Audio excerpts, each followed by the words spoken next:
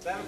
Anybody wants to go to the toilet, go ahead now. All right, let him have it. What's happening, everybody? Welcome to Nick's Nonfiction. Thank you all for tuning back in. This is our third ever edition, and for the month of March 2019, we have read, interpreted, summarized, and broken down for you in the most entertaining way possible David Graeber's Bullshit Jobs, an international bestseller.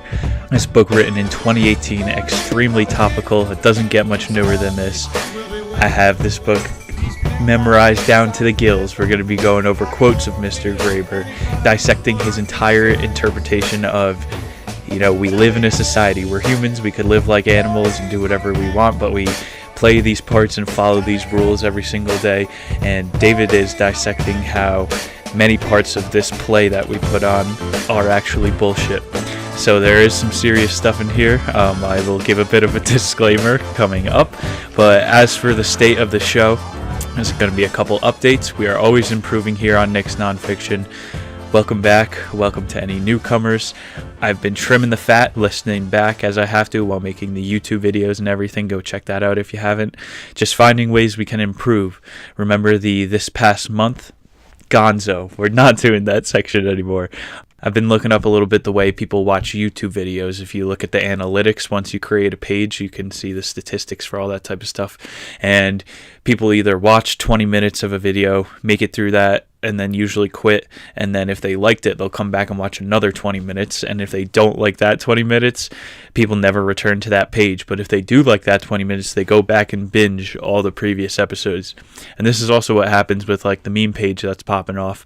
People go on and like 1,000 pictures at once and start from 2 years ago. It's about having a catalog of work. So the point is that this past month isn't going to be very topical for the way people are absorbing content nowadays. That's how people watch YouTube. That's how people watch Netflix as well. Netflix isn't in good standings, people. Netflix feels like home to some people, but like 5 shows are being watched on there. Most of it is fluff. They peaked in the market in like June of 2018.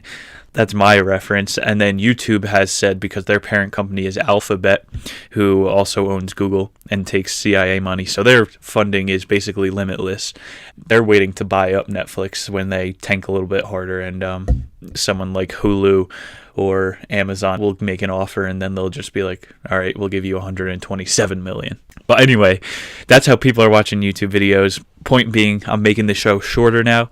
I do in the description on every platform all the timestamps, so hop around. Everything's broken down into bits. You can go listen to some part where you could learn, some part where you could laugh, some part where you can make fun of me. That's pretty much the whole thing. And I'm doing it myself, so don't tire yourself out. So there won't be a this past month, but I'll still obviously share a little bit at the top of the show. I feel like I'm reading quicker now. We went over Outliers last month, which I got a couple reviews. People were like, yeah, this is a little ooey gooey motivational. You can do it. Keep on working, So this month's book is more of a kick in the balls of reality and talking about a lot of us sit at our desk. In the book, one of the stats is average amount of YouTube videos is up to an hour a day to desk workers are watching. So we're going to be going over all that. And this book is a bit more of a reality check, whereas compared to last month was all lovey-dovey motivational. All about yin and yang here. We're doing equality. And so next month's book, I guess I'll just tease that now, is going to be Matthew Walker, another British author, Why We Sleep. So it's going to be cold hard facts you could take home to the bank. Not as much projection and theory as this month's book. So for April, you're going to be sleeping on cloud 9, a pea in a pod. It's going to be great. You're going to be getting cold hard facts about sleep, what you're doing wrong, what you're doing right, and how to get your 8 to 10 hours. None of this 6 to 7 BS that everybody out there is getting. And maybe if it weren't for BS jobs, we wouldn't have to be doing these 6-hour nights. Final plugs before we get into about the author. Harry Schwant mentioned that a little bit last week. People from the community are getting interchanged a little bit. It's growing. 6K followers. Shout out to the homies over there. The community's strong. If you want to go have a laugh, obviously I'm posting funny content every night. Get your lulz. The comment sections are absolute insanity. There are funny ass people in there, either starting fights, trolling other people. what other time in history could you have an anonymous profile and go interact with other people? Never. So let's go experiment and have fun with it. Go get involved over at Harry Schwunt. Send me emails, criticisms, what you think about David Graeber's theory this month of bullshit jobs. Hit me at nmuniz@udel.edu. Loving the feedback, loving doing the show. Hoping you guys are loving listening and watching over on YouTube. My apologies about last month and how mad YouTube got about the music rights. So I guess I'm just going to have to go musicless on those uploads. Sorry, everybody. You get full tunes through the Apple Podcast and SoundCloud links, though. No worries. Look at that. Trim and fat off the top already. That's an intro in less than 10 minutes. Let's talk about bullshit jobs. That's what this month is all about, people. This is the disclaimer here. This book is a bit of a red pill, as in, like, you've seen The Matrix. Once you know that you're in the Matrix, you can't unknow it. There's knowledge in here that you can't unhear. Mr. David Graeber has thousands of pages of testimonies of workers all around the world, because we are in a globalized economy now, and it's more of managerialism that leads to bullshit jobs. You're going to learn all about this today. It's just leaking out of my brain right now, in my mouth already, into the microphone, apparently. Sorry. But this is knowledge that you can't unhear. And you've heard it said before, knowledge is a curse. You don't want to know too much. Ignorance is bliss. Knowledge is a curse. Ignorance is bliss. And I am well aware, people, that this could be a bit of a turn-off topic, because many people define themselves by their jobs. It's what you do for a majority of the week, and it's not your fault. It's how we have to get by in the world today. You got to pay the bills. But just unfurrow your brow, take a deep breath. Don't take yourself so seriously, man. We're only here for like 100 years at best. So make a silly YouTube video. Relax. Here's some crazy ideas that you wouldn't go and seek out yourself, whoever you are. I've done it all for you. I've made it enjoyable. So just sit back, relax, or get a harder workout if this is pissing you off. That being said, I am going to be more critical with this book. Next month's is going to be more factual.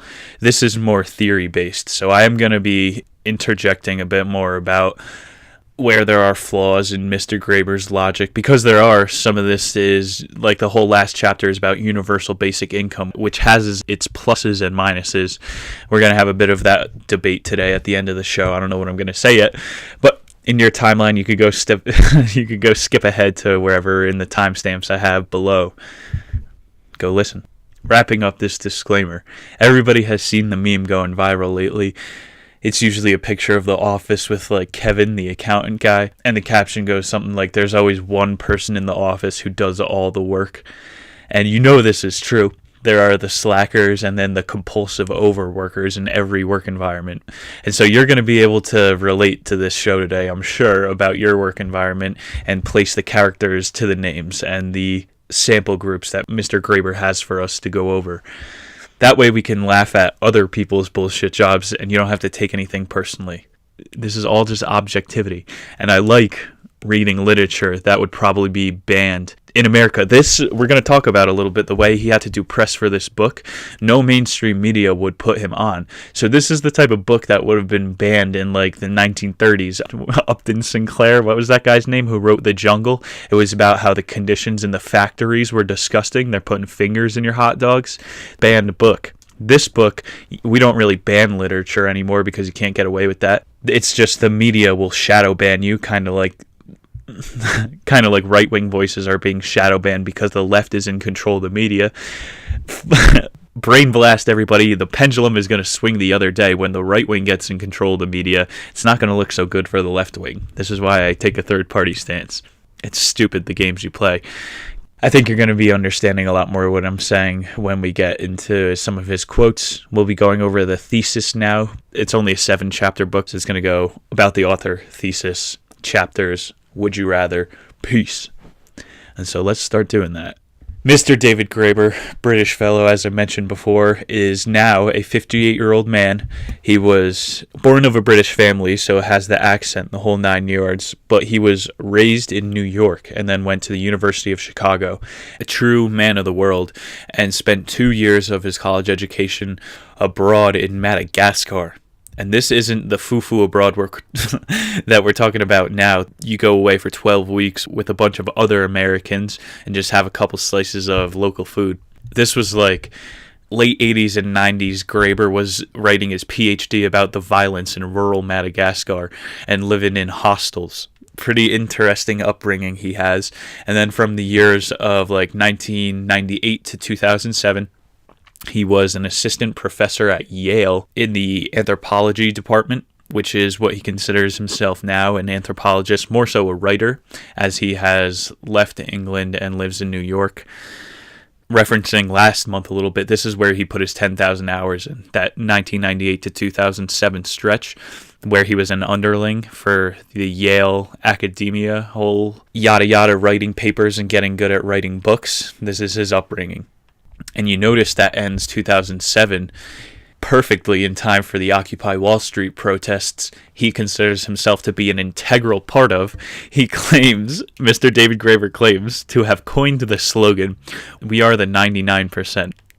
Even if he did invent that, that's not that impressive of an invention. He just inversed the 1% fallacy and went, "We're the 99%.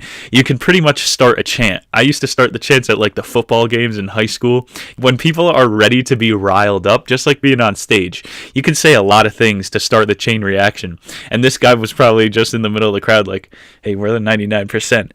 And then it just caught on, and now he's trying to get a nickel from me for every time I say this. But whatever, we'll give him, "We are the 99%. What was I saying before? Yin and yang. Knowledge is a curse. Ignorance is bliss. Same thing. We are the 99%. They're the 1%. Cool. I will give him credit, though. At the same time, he wrote the Occupy Handbook. You've probably heard of this little thing. It's considered one of his most printed texts, which will transition now into a little bit more in his later career and what Mr. David Graeber has written. He was a British professor at the London School of Economics until 2013, where he wrote his essay, Bullshit Jobs. Like we learned about Outliers last month, these authors just float essays out there, and whatever gets a reaction, they take it on as a project and will write the entire book. What caught flame before that one for Graeber was his book Debt, The First 5,000 Years. He wrote in 2011. It's about how empires collapse. $21 trillion in debt, the U.S., and rising. Go pull up the ticker website. It'll give you anxiety watching our debt rise. But unlimited spending is the new corporate model. We'll get into that today. So maybe we'll be doing a book review in the future about Debt, The First 5,000 Years, or his other bestseller, The Utopia of Rules, written in 2015. That book was about the start of this new social movement, because 2014 was like the whole social justice warrior thing blew up, and he jumped on that, wrote a very topical book about social movements. And now this book, 2018, Bullshit Jobs. I just graduated college, 22 years old. Some of the listeners out there around the same age, we're in these underling positions right now. And these underling positions, I've been in the workforce now for 6 years. No, longer, since I was 14. For 8 years, you notice how much clutter there is in the work environment. So yeah, Bullshit Jobs, super topical. Graeber's living in New York, big author, writes this book. It's been translated into 13 different languages. Just last year, he did his world tour. Like I said, you won't see this on any Sinclair-bought media, which is 90% of local media in America, quote-unquote local media in America, your Channel 6 News. It's not on CBS, not on CNN. Graeber had to do Russia Today appearances. This is Russia's media. And you can get access to this on the American internet still. But if I was doing this past month, I would do a segment about how Russia just mentioned that they're trying to close off their internet from the rest of the world. That's pretty scary. That's the type of stuff that starts wars eventually. That's how North Korea started their dictatorship. And how are we liberating them? I did a piece on this on the Sunday Scaries podcast. It was one of my favorite things. Super interesting. South Koreans send balloons with flash drives on them of information. Things like this podcast with truth in it. North Koreans hear it, realize that Kim Jong-un didn't shoot an 18 on a round of golf, does poop, isn't a god, and they realize truth is really the biggest liberator and the coolest thing that we can spread. And that's why I worked at the radio station, man. This stuff fascinates me. This is what people do. Once we invented the technology, now we just want to float ideas, our frequencies over the frequencies. Know what I'm saying? All right, I'll stop with the hippy-dippy stuff because there's a lot of hippie commune talk in today's book. Mr. British David Graeber. That's your about the author. I mentioned next month's book. We're doing Why We Sleep, Matthew Walker, another British guy. They make for good authors because they have this fancy language, and I just butcher it down to the American facts, the meat and potatoes, with a little humor spice thrown in there. And that's Nick's nonfiction for us. So let's get into Mr. David Graeber's thesis about bullshit jobs. He references that 2013 article for Strike Magazine, the one that sparked the idea for this book. This article went completely viral while he was in a cabin for the weekend with his partner. This is also how I found out he was gay. And he comes back from reality from the weekend after after hanging out with bears in the wilderness. And publishing houses are offering him contracts to write books about this article. Like, hey, this thing's really blowing up. People are interested. We want to give you a chance and fund your project. Just like Outliers, this is how things get picked up. And this is how this book was written. If you want to buy this book, like I said, it's only 7 chapters long, not that hard of a read. Right on the inner cover, he gives his thesis. He defined a bullshit job as a form of paid employment that is so completely pointless, unnecessary, or pernicious that even the employees cannot justify its existence, even though as a part of the conditions of employment, the employee feels obliged to pretend that this is not the case. You cannot admit in any of your jobs that what you're doing is not valuable. You got to leave after the boss. You've heard before, if you have time to lean, you have time to clean. That one pisses me off because sometimes you just bleached everything and you just earned some time to lean. It's just based off of keeping people busy, just like school. Get in line, keep busy. Work for 40 hours a week. In that taste of the thesis, he mentions how people know that they have bullshit jobs usually, or some aspect of their job is bullshit. We'll get into this. These jobs are on a spectrum. It's usually not your job is or isn't bullshit. Some jobs are shit jobs, like telemarketers. Those people aren't doing anything. They're actually just creating more clutter for everybody. So that's a shit job. There's a spectrum. So don't just knock yourself out of the fight yet. Everybody's doing something. Whether it has value, the market will decide. I'll give you a bit more of a taste of David Graeber's writing style. In the preface here, kind of like an introduction, it basically was before chapter 1. Here he says, if 1% of the population controls most of the disposable wealth, what we call the market reflects what they think is useful or important, not anybody else. But even more, it shows that most people in pointless jobs are ultimately aware of it. In fact, I'm not sure I've ever met a corporate lawyer who didn't think their job was bullshit. We have testimonies of a lot of those lawyers in the book and in today's podcast. Chapter 2 is all about how, like you said, people who know they're in a bullshit job, it's psychologically terrible for you, because like they used to torture people in the Siberian gulags, the best way to break a man down is to make him move a pile of rocks from one side of the room to the other, and then at the end of the day have him move it right back to where it was to begin with, so that he knows what he's doing is pointless. It's called psychological violence. David Graeber uses his anthropological terms on us. I'll sprinkle those in there, I guess. Psychological violence, he calls it. It's just a mind fuck. Also in the preface here, he mentioned how this is a good preface fact before you start your book. He just sprinkled it in. We are now more productive in 2 days as a society with automation than we used to be in 5 days. But we work even longer hours than they did in the 70s, which it doesn't make sense. Where is all the wealth going? We're working longer with better machinery, and there is larger productivity. The corporate model is never stop growing. Where is all this wealth going? He suggests to the top and then uses quotes saying the 1% is the market, which has some idea. They do have a large influence. That's like saying Donald Trump's net worth is $5 billion, and that means you can sue him for $5 billion. No. He started a bunch of hotels with thousands of employees. All of that is worth $5 billion. He just doesn't have $5 billion liquid dollars for Stormy Daniels to take. But she's paying his lawyer fees now.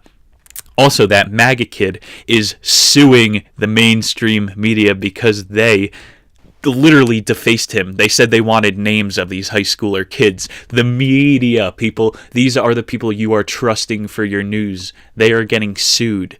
The people who tried to make you believe. Oh my God, man. I'm just saying, I got more truth coming through this $100 microphone than they are doing on those $1 million red cameras on the coast in LA. I guarantee you, Megyn Kelly, who makes $8 million a year, what else can you do to make $8 million a year? Those jobs don't exist. You can lie in front of a camera for $8 million a year. These type of people aren't reading a book a month, man. Nick's Nonfiction is where we're putting in the work and where real journalists and interpretation views, ways to look at society come from. This is the source. This is the seed in the ground. The roots have been planted. Like I said, we're doing changes to the show. The first episodes, the first songs of any band, the first jokes of any great comedian are usually the best because it's the most raw. It's just the stream of consciousness coming out. You're getting it directly from the source. There's no one else. And this will lead me into my wheelhouse perfectly. In the preface, David Graeber does mention conspiracy theories, so I'm giving you this as a personal disclaimer. I do not interject conspiracy theories into every book I read. I didn't even mention it on last month's show. It just comes up in a lot of things because, like I said before, it's truth. Quote from Mr. David Graeber. His whole theory of bullshit jobs this is referring to. This is less a conspiracy theory approach than it is an anti-conspiracy theory. I was asking why action wasn't taken. Economic trends happen for all sorts of reasons, but if they cause problems for the rich and powerful, those rich and powerful people will pressure institutions to step in and do something about the matter. Lobbying. This is why after the financial crisis of 08-09, large investment banks were bailed out, but ordinary mortgage holders weren't. So you see he's referring to his experience in the 08-09. The proliferation of bullshit jobs, as we'll see, happened for a variety of reasons. The real question I was asking is why no one intervened, conspired, you know where that dangerous word comes from, the C word, conspired, if you like, to do something about the matter. Look at the economic facts, people. We are about to be the first generation to be less successful than our parents. I think I said on last month's show, wouldn't it be a good goal for millennials to not want to die in an apartment? I don't know where I said that, but that's what he's referring to here. People see this trend is happening. We're about to do worse for the first time in human history since like the 1500s when people didn't advance. They just sat around and put potatoes in the ground. This is the first time the odds are not in our favor to do better than our parents. In this model of corporate growth where you can watch the stock market, things trend up every single year. But how come the ability to jump up a socioeconomic class isn't as much there for our age? And Mr. David Graeber is going, this is a fact that gets thrown around a lot and a real problem with our society today. Boomers are all like, millennials don't want to work. You gave us a literal world of shit, and you guys are still sitting in all the seats in Congress, so we can't do anything about it. The more history you get into, everybody says it's a human fallacy that every generation wants to blame their kids, the next generation, for being lazy. It happens every single time, every single generation. People, I can already hear people my age, I'm 22, saying high schoolers don't want to work today. Bro, generalizing. These are stupid ways to have a conversation. So David Graeber, he says that up front. He denounces any way that this could be a conspiracy. He has more testimonies than the U.S. Census does. They just hand out a box-ticking sheet. This guy is getting actual words. Like an anthropologist, they go in and listen to the accounts of an African tribe. They don't just have them fill out a survey like a lot of social scientists do. So to try to summarize his thesis a little bit, as you can see, there's going to be a lot of ranting like that on the show. He says, we're more productive than ever. We work more hours than ever. Why? So there's obviously something fishy about that, but he doesn't focus on that as the point of the book. The point is proving to everybody that bullshit jobs exist. I don't agree with the way he proves it, and I will, like I said before, I'll be talking about when I think David is a little bit wrong. But for a lot of people out there, this is a new idea that a lot of people's jobs are bullshit. Like if a guy comes up to you at the bar and goes, yeah, I'm the junior financial executive chief officer at a lower level liquid firm in the S&P 500 market. Half of those words were made up by your industry. It's not in the common lexicon. But this type of shit is everywhere, bro.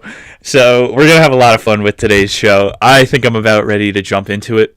Thank you all for tuning in. Already a third episode. Look at that. We got a backlog going. This is episode 3 of Nick's Nonfiction Bullshit Jobs. Chapter 1. What is a bullshit job? David Graeber starts his book talking about what is not a bullshit job. To simplify it, so you don't have to read the book, he's basically talking about jobs that have a vacuum.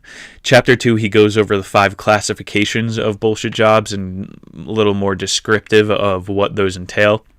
Chapter 1, though, he's got to draw the bathwater, get you into the idea of what we're going to be talking about. So very broad, jobs that have a vacuum, jobs that will always need to be there. David's first example is a mafia hitman. A lot of people responded to the Strike magazine, sent him testimonies, emails about how I do this all day at my job and I get paid $40,000 a year to do nothing.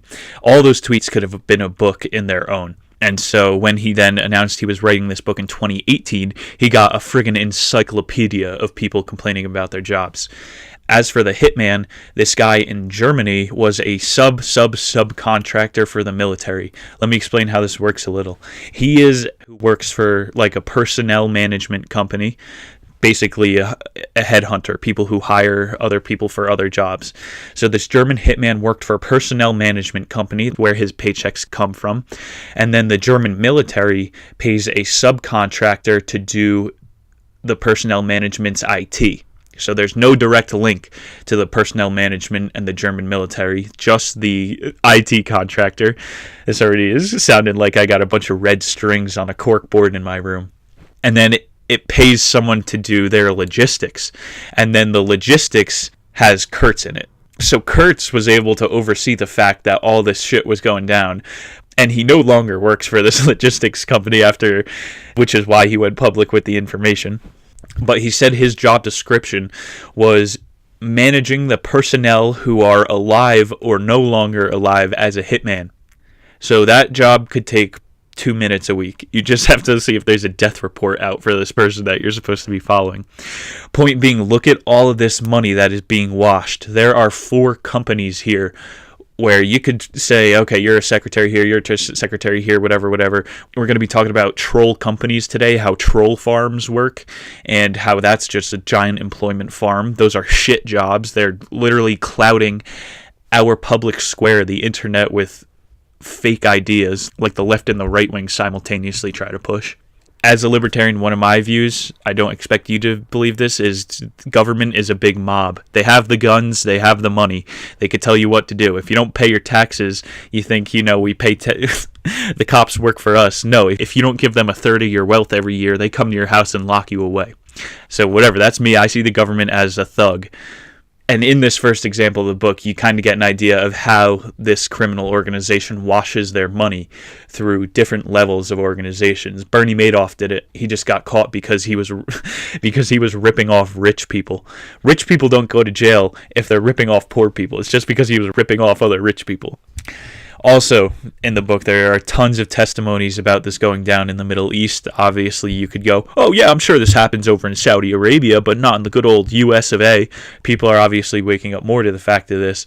Sprinkled in the book, there are a lot more examples given of these subcontractor through like the Saudi Arabian and Iranian governments. Go check that out if you want to bore yourself reading about companies within companies without companies. This was the absolute most interesting I can fathom it being. So let me just tie that into the mudslingers now. These troll farms, I've read a couple of tests online, people coming out about how you basically work for a personnel management company and then you move down the hall to like a different desk once a month or once every couple weeks. And at the end of a pay cycle, a new personnel company will claim your online work. So you get paid from a different source. And then the confessions online are like people saying, we're given a script that we post on different forums we find online, and then we're supposed to argue against this ideology using these pre-written responses.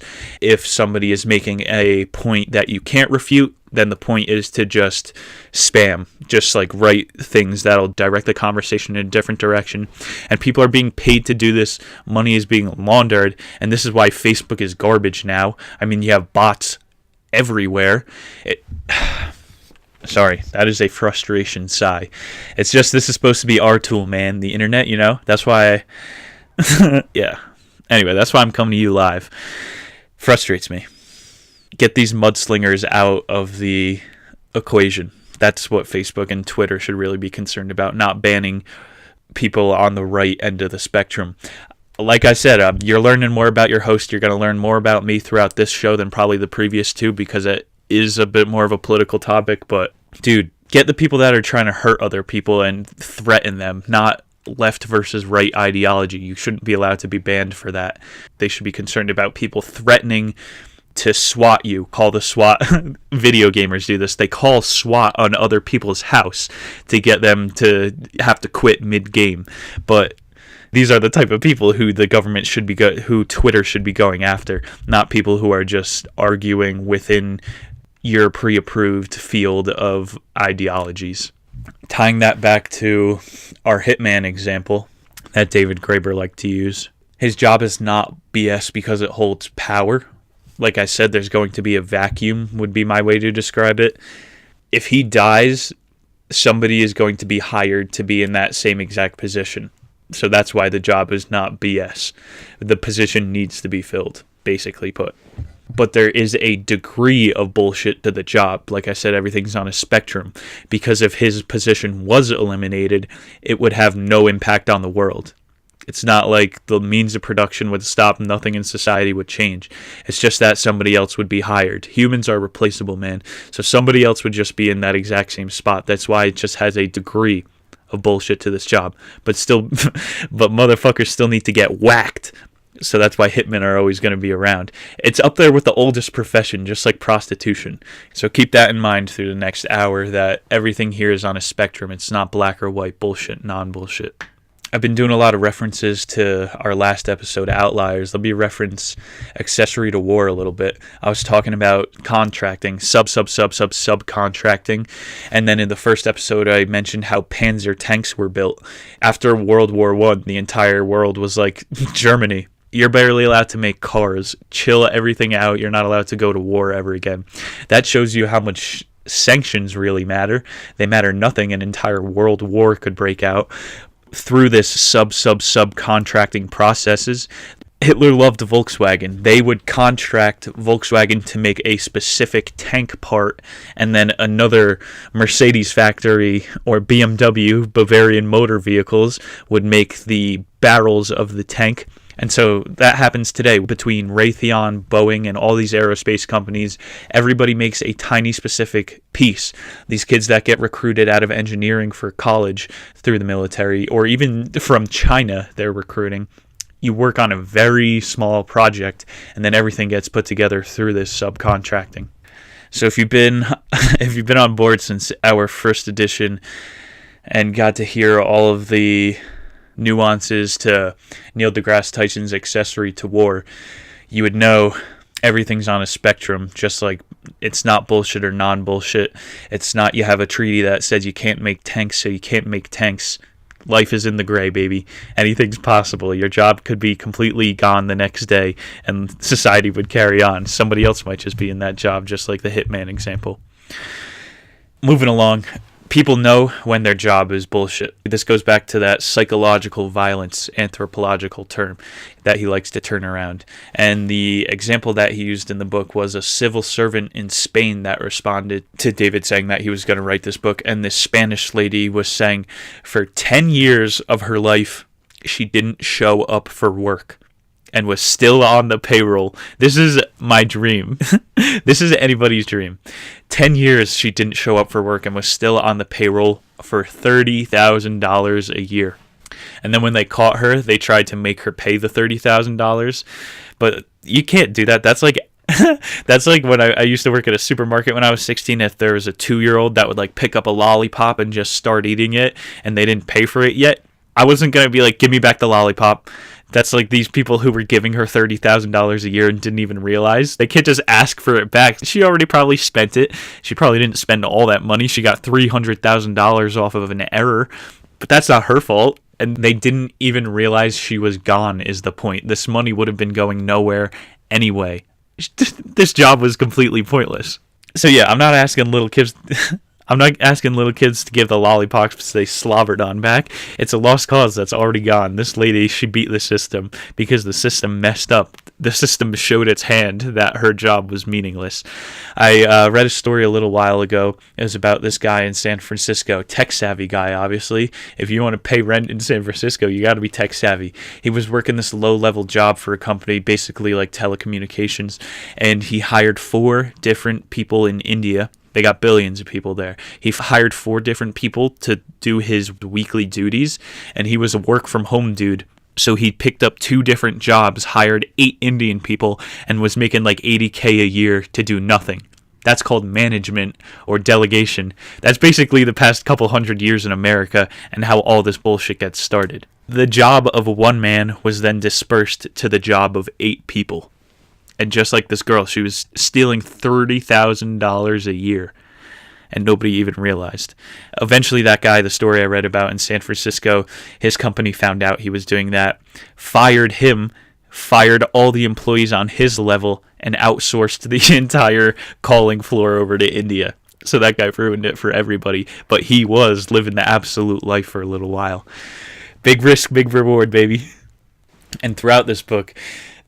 something I learned. There were a good amount of examples of this happening in Europe. In like Spain, people on the dole, they called it. In Ireland, a couple examples of people in London just living off of basically welfare, but you get a government job and they pay you to do some like bullshit task for a couple hours a week and they give you $30,000, and that lady decided not even to show up. And so yeah, I realized that this is fairly common. This goes on a lot. And what it surrounds is power or influence. The more power that there is in a place, the more propagandists swarm around them, or yes men, the type of guy that'll just do anything. Hey, you're starting a new business? Yeah, I want to be there from the ground up. Yeah, I'm there. The more power or influence is in a place, the more underlings gravitate. Next chapter, one of the classifications of bullshit jobs are what flunkies do. It's basically just servants, positions to prop up another position, make them feel meaningful. We're getting ahead of ourselves a little bit. But the point here is that the more power or influence that is in a place doesn't disperse value. The value still stands at the source. Yeah, this guy can hire more people. He can spread the wealth, but he can't spread the value because the value is the source of the wealth. I gotta find a better way to articulate myself on these like economic ideas. I think a couple months from now we might go over Anatomy of the State. It's a Maury Rothbard book, hardcore libertarian. So if you want to hear some truth, stick around. The show's only getting better. I'm getting better as a host. I'm gonna be able to get these ideas over better. Yeah, that's basically civil servants, people stealing money from absolute BS jobs we got examples of in the first chapter. So let's wrap up chapter 1 here with another job that he considers as not pointless. A hairdresser is a bad example of a bullshit job.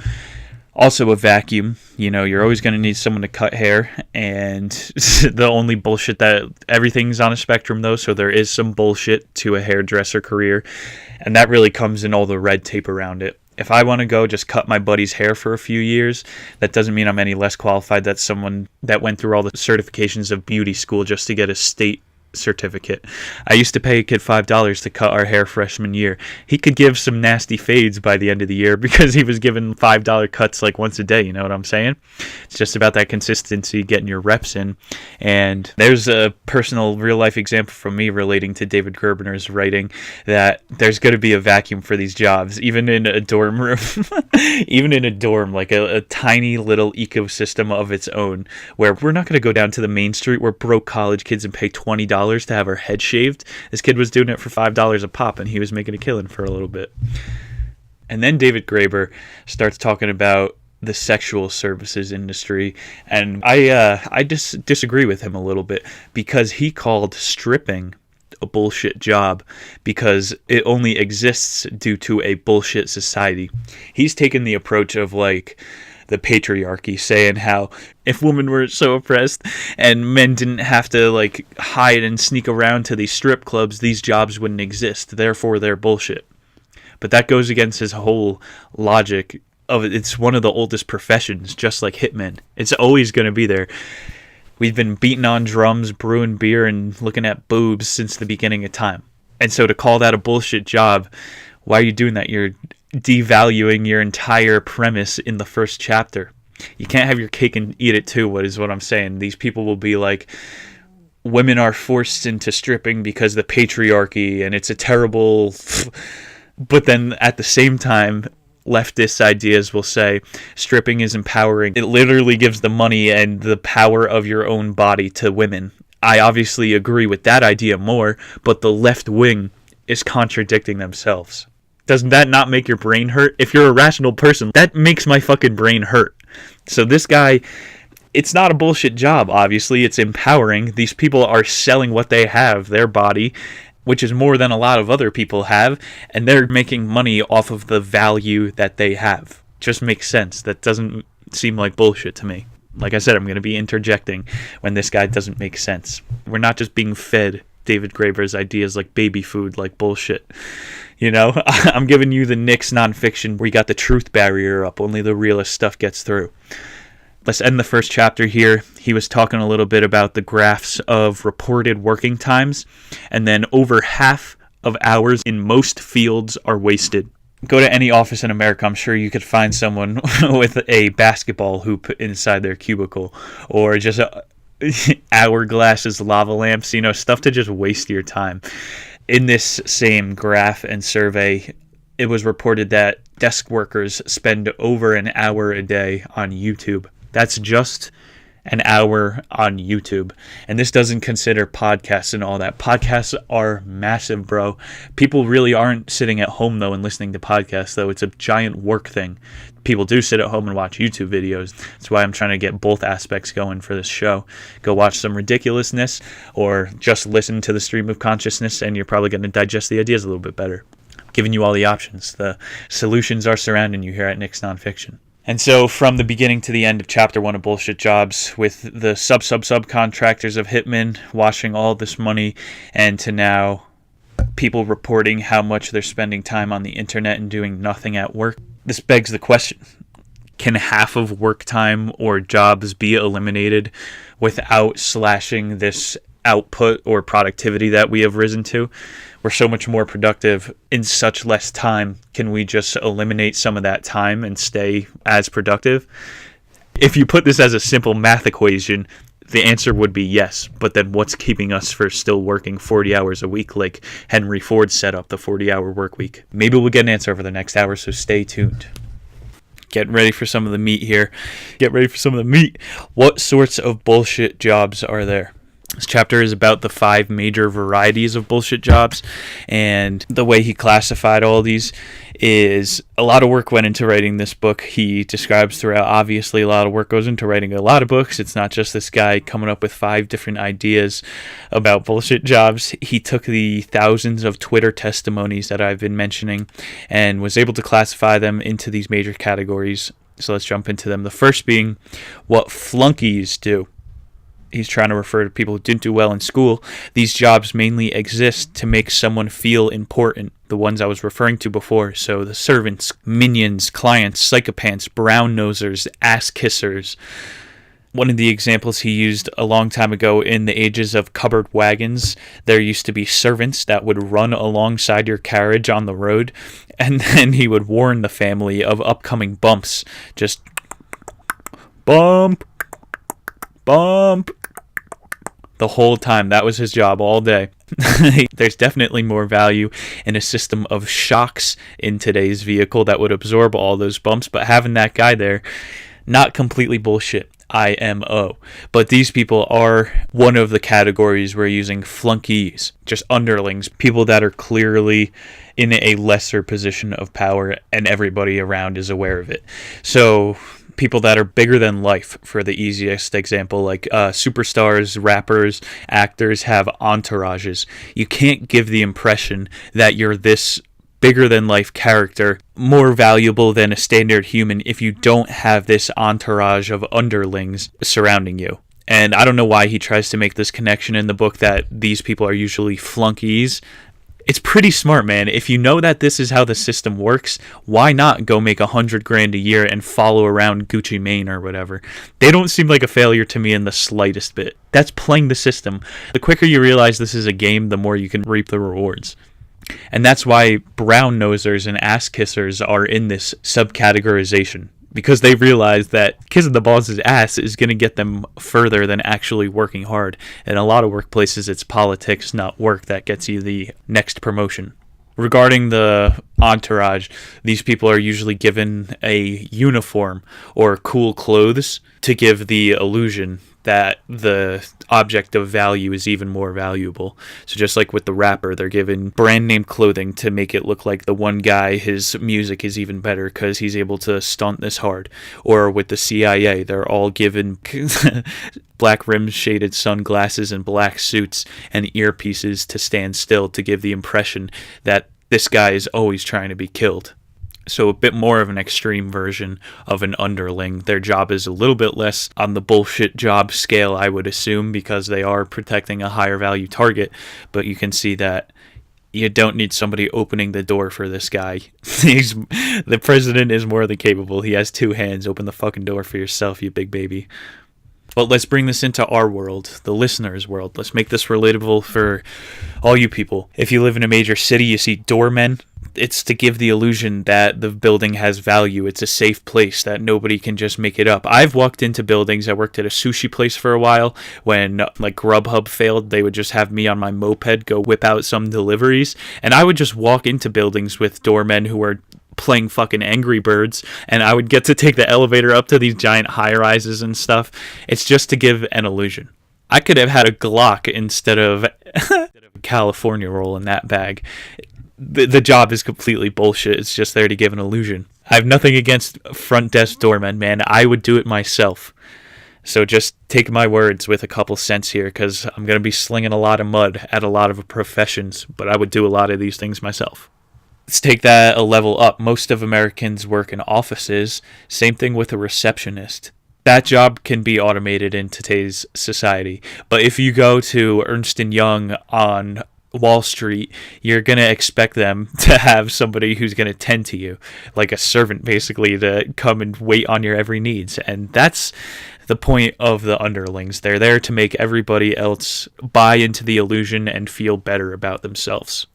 I would put, personally, receptionists a little bit further down the scale of the bullshit job spectrum, probably even more valuable than the Secret Service, because even in some of the testimonies in the book, there were examples of secretaries being like, my job is majority bullshit, but I wind up doing a bunch of the CEO's work, like their actual meaningful work, which I believe that. But on the flip side, isn't the entire point of a boss's job to delegate? So this is where the entire theory of the bullshit jobs gets a little weary to me. That's the only reason that you need a boss, is to delegate the jobs. Otherwise, people are just going to stand there and wipe the same spot. Just like if you have time to lean, if you have time to clean, you need that middle management to go tell people where they should be scrubbing, because everybody's just going to continue scrubbing the same thing. It's what we do as humans. It's what we do in the workplace. It's what we do in our day-to-day patterns. It's all the freaking same. I'm here to try to break that up. Here to try to break all this up, mother truckers, putting that truth through the airwaves.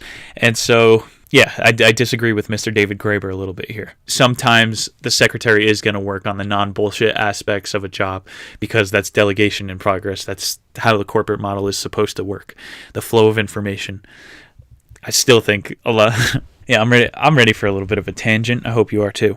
You need these underlings, though. Like, you need a receptionist at one end with the bullshit obligations, and you need the CEO at the other end who, let's be honest, they do a lot of bullshit obligations too. 4 times a year, they have to do a quarterly earning report where they just go, yeah, we're doing business as always. We're flubbing the numbers so we're looking bigger, but the business is doing the same as always, okay? They put it in pretty words so that their stock prices do go up, but that's pretty much bullshit as well. It's all just illusions that need to be portrayed.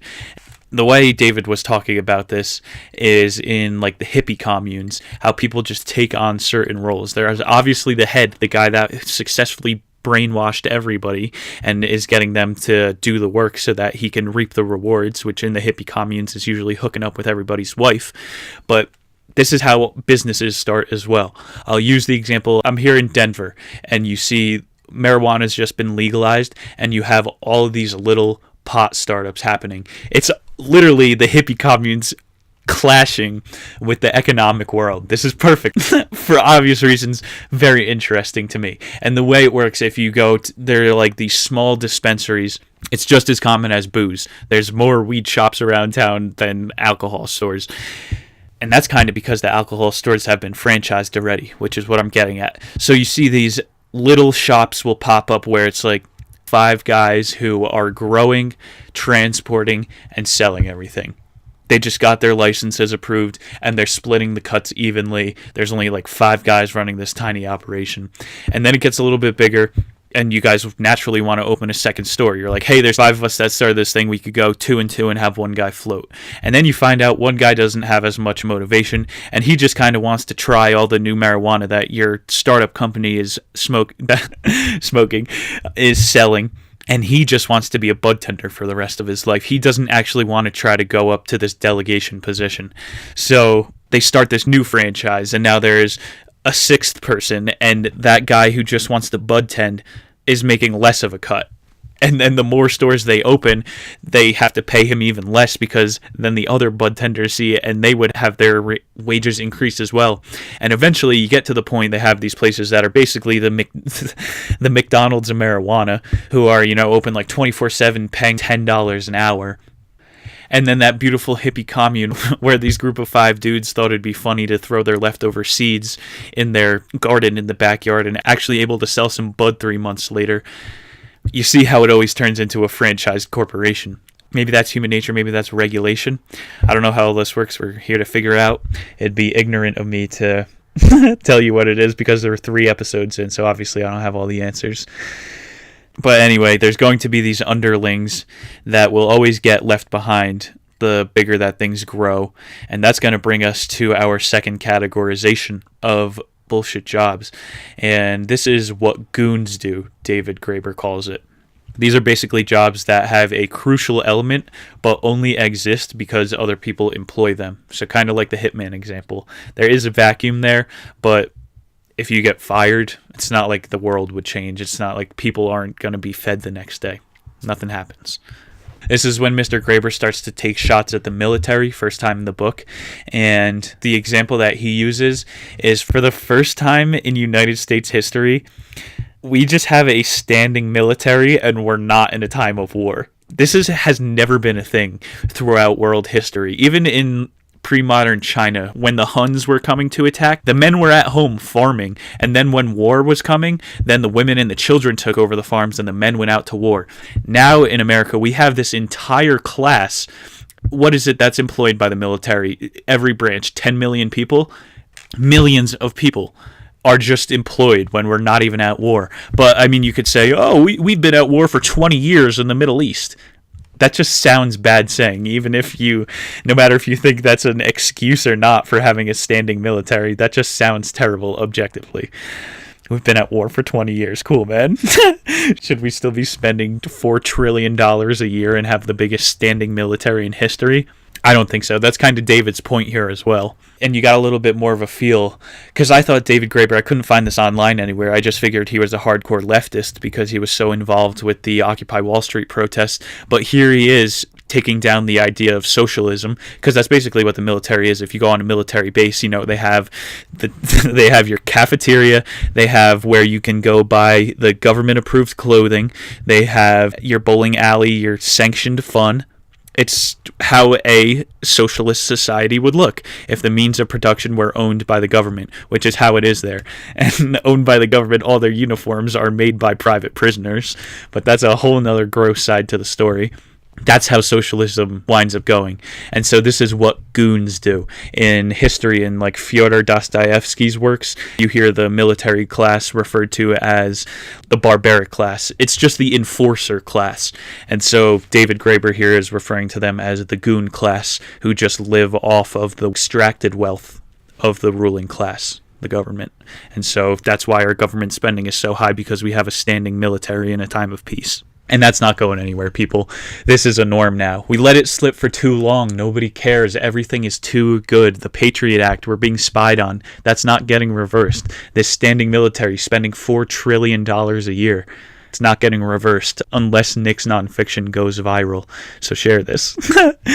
And so right now, if you're a pro-military person, you're probably saying to me, what are we going to do? Disband the military? The military is what creates all these technological advancements. Hey, Nick, you're contradicting yourself. 2 months ago, you were talking about how in Accessory to War, we created the microwave by reverse engineering Nazi technology. That's true, but I'm not saying that the free market wouldn't create that without that the free market wouldn't have created the microwave without the Nazis coming to power. Do you think the entire history of war, death, and terrorism is worth the microwave? I'm sure some virgin in his parents' garage would have been shooting microwave beams at his friggin' Dorito sandwich and eventually would have created the microwave. Don't worry. But instead, the military had to do it, and now the microwave's making more people obese than the actual war on terror that the military is claiming to fight. We're killing ourselves more than anybody is killing us through friggin' obesity, people. The argument just doesn't make sense that the free market wouldn't create these things. Like Da Vinci, in 1500, he almost created a helicopter, but then the crown had to stop funding him because, you know, he was a twink. And they were like, dude, you're a satanic. This stuff is a little too big for us. We need to stop you. You can go paint pretty girls. And he's like, no, I'm going to paint these women who kind of look like men and are staring into your soul like no other painting can. Okay. If the helicopter almost got invented in 1500, and if people like Neil deGrasse Tyson can create electromagnetic fields in their garage, my point on this rant was supposed to be that the free market would create anything that the military takes credit for, except for maybe the atomic bomb. I don't know how much value there would be in creating the atomic bomb, but now we have those sprinkled across our great earth, so there's that. And so you get an idea of the goons of society and where that whole branch of employment comes from, and how that lies on the spectrum of bullshit. And we'll move on to our third categorization of bullshit jobs. And David Graeber calls these what duct-tapers do. And these are jobs that exist because a glitch or fault in the organization. I kind of disagree with this. He says these people are solving a problem that shouldn't exist. But he's ignoring the fact that things break. It's inevitable. Everything breaks in nature. In human creation, things break, so ignoring the fact that they're going to need to be fixed is kind of slimy, just so that you can add an extra clarification in your bullshit jobs book. But I'll give it a little bit of merit here. He does acknowledge that if you did your job perfect, things wouldn't get dirty, what I'm saying about things breaking, but that's why cleaners exist, is the analogy. So if people were not as lazy, you wouldn't have to hire a cleaner to come into your home. That is a very foreign idea to me. I guess maybe I just wasn't high class enough as a kid, but what the hell? You have to pay someone to come into your house to rearrange your things every month? How dirty are you? I do respect that whole idea, though, because there's this thing I remember learning about in abnormal psychology in school. One of Freud's ideas, Sigmund Freud, called it housewife neurosis. Housewives obviously get this a lot when you're at home day after day after day and you clean the same thing, and then the next day you know the thing that you just cleaned is going to be dirty again. It drives you subconsciously crazy. And that's kind of related to, I was mentioning before, Dostoevsky, who wrote a lot about the Siberian gulags. The best form of torture is to have someone do the same thing over and over and over and know that what they're doing isn't really having an effect on anything. That's why frat hazing is so effective. Everyone goes crazy and gets neurosis together.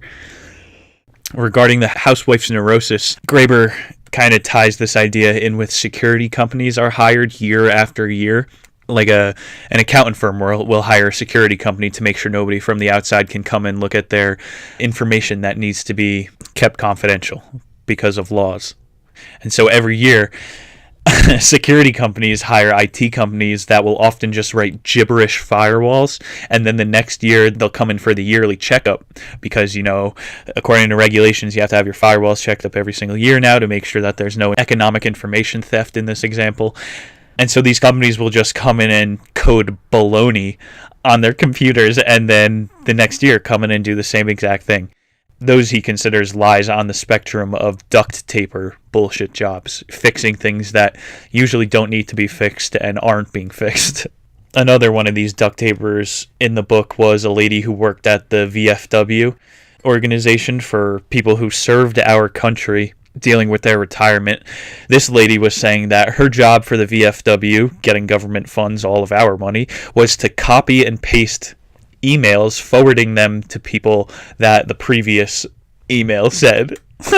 So her job, she admitted, used to be automated, but the VFW got a higher allocation of funds that year, so they added her position. And so there's too many people in today's world. There's billions of people. There's a vacuum. If you put a job ad out on the internet, somebody's going to take it. You can't leave money on the table, so to speak. So we've created our own vacuum for bullshit to be able to survive. And this lady at the VFW was just forwarding emails to people, a job that could have been completely automated. And this is money that could have been used to help veterans get over their PTSD. Real money for research. Her $30K a year could have gone to MAPS, the study for psychedelic recovery for veterans. And I hear this, I take a lot of Ubers around Denver, and they're trying to legalize mushrooms, medical mushrooms in Denver. In Denver. Imagine that. I'm from a town in New Jersey called Parsippany. Imagine the next town over legalize mushrooms.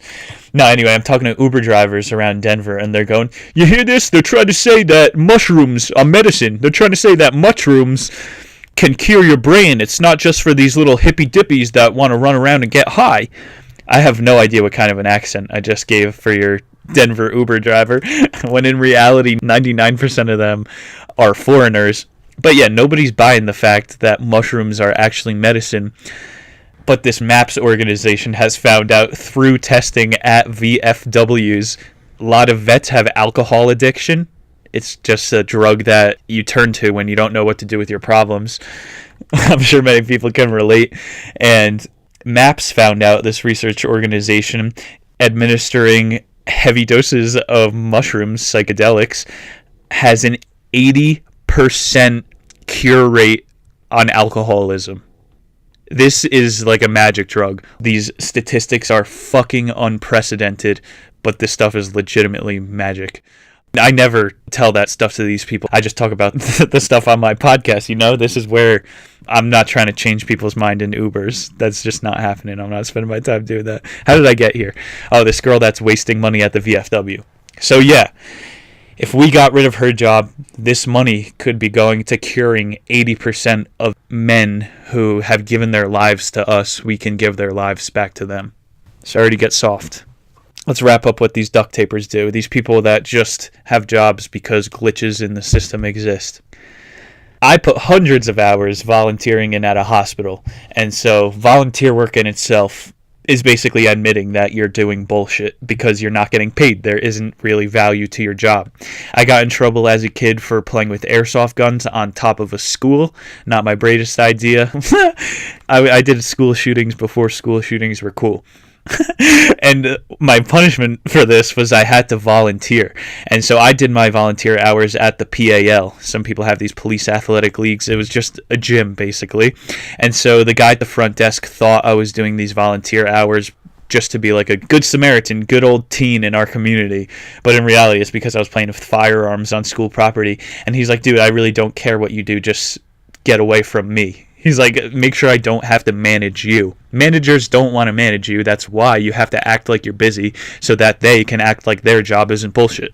And so at this PAL, he would give me a mop at the beginning of the day. And like 6 hours later, I would come back sweating like I just doused myself with a mop. But I was just playing basketball the whole day. And that's volunteer work. I mentioned the hospital. They usually have you rolling people around, and I did get some value out of that. I took a lot of value as a teenager. There's not a lot you could do to add to the world, so I would wheel people around, wheel the babies outside that got them their first breath of fresh air. That's what my college essay was about. I really did find value in that.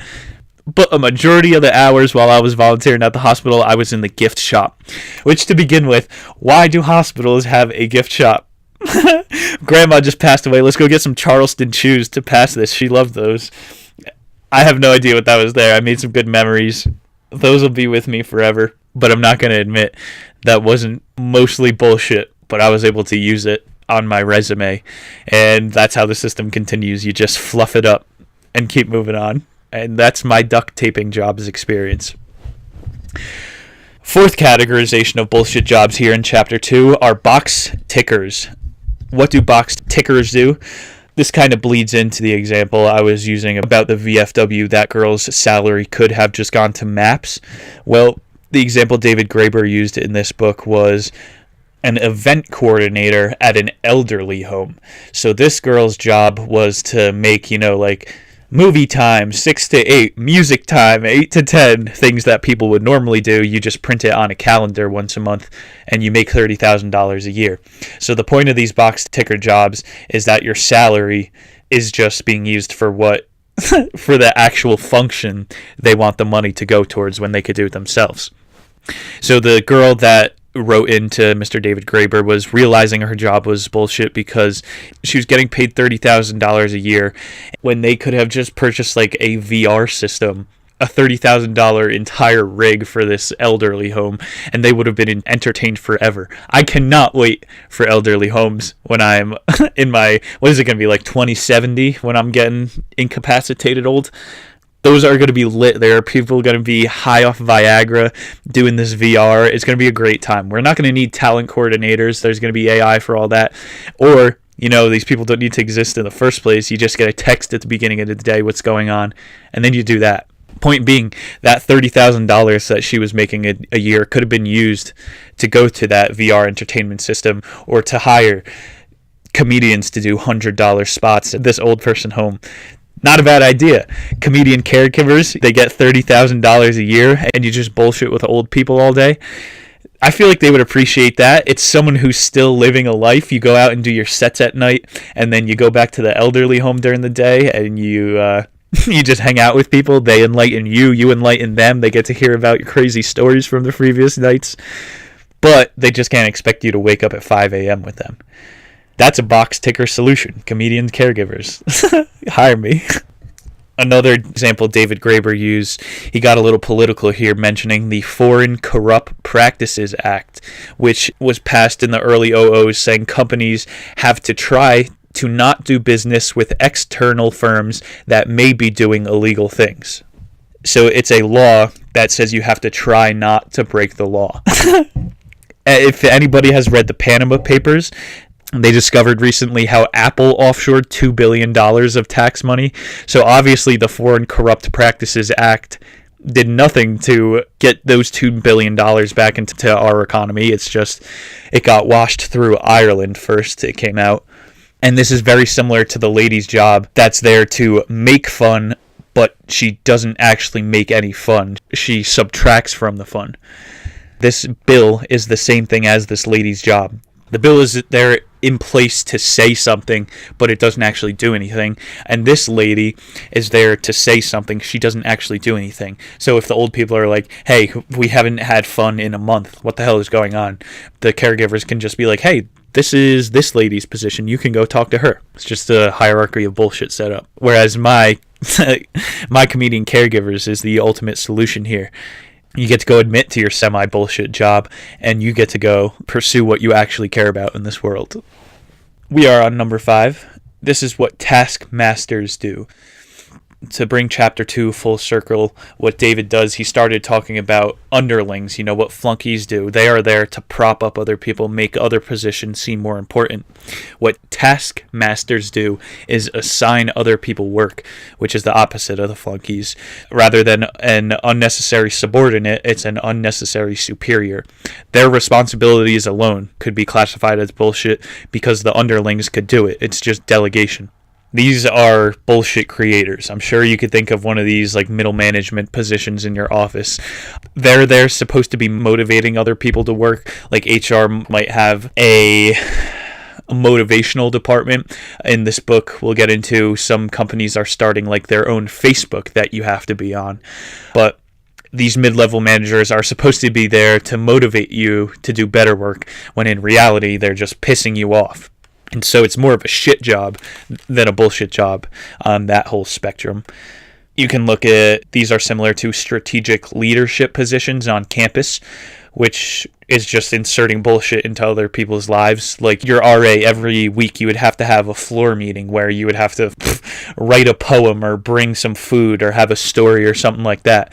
And that sucks, man. If you don't like your floor is a bunch of lemons, or you actually have homework to do, floor meetings aren't a good time. This RA is a mid-level manager. They're just inserting problems in your life that don't need to be there. I kind of touched on how dorms are an ecosystem of their own. You don't need an RA there. If someone's being too loud, just knock on their door, tell them they're being too loud, or you're going to call the police. What is this RA doing there? It's a microcosm of what are these middle managers doing there. They're just taskmasters. You ever heard of a continuation binder? It's condensing your entire work responsibilities into a binder so that the next person knows what they're doing. Every mid-level manager, all these task managers, could be reduced to a continuation binder. You hear people saying this at work. If you dip into someone else's responsibility, hey, that's my job, don't do my job. We'll get into later, there are stories about people being fired for this, so I don't want to get ahead of myself, but those are taskmasters. They are creating bullshit when ecosystems are already in place, like the example of the RA. Think about fraternity chairs. Fraternity is truth. If you have all the resources in the world, you have free money coming from your parents that you have to spend every month, you're going to meet up with other fun guys, drink a lot of beer, and try to hook up with women. It's truth. That's the truth of the world. Those are the tribes that used to go across Africa. Some people get off the truth. Some people get off to telling other people that they're hurting your feelings. I get off the truth. Fraternity chairs wouldn't even lie about this type of stuff. You know, I am the social media chair. I'm the ritual chair. I'm the keg chair. I'm the pledge chair. The basically hazing chair.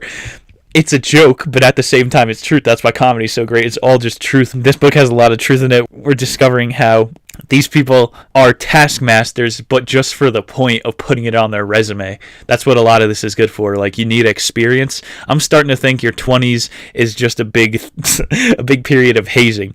At the end of the hazing, there's no initiation, though. You kind of just get a better job because you have 8 years of bullshit experience.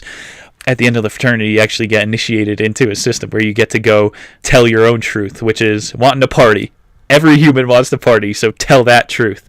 There's whole levels of truth to people, and hiding that, you're just going to repress it for later in life. This wraps back to, the whole look busy or get laid off type of thing.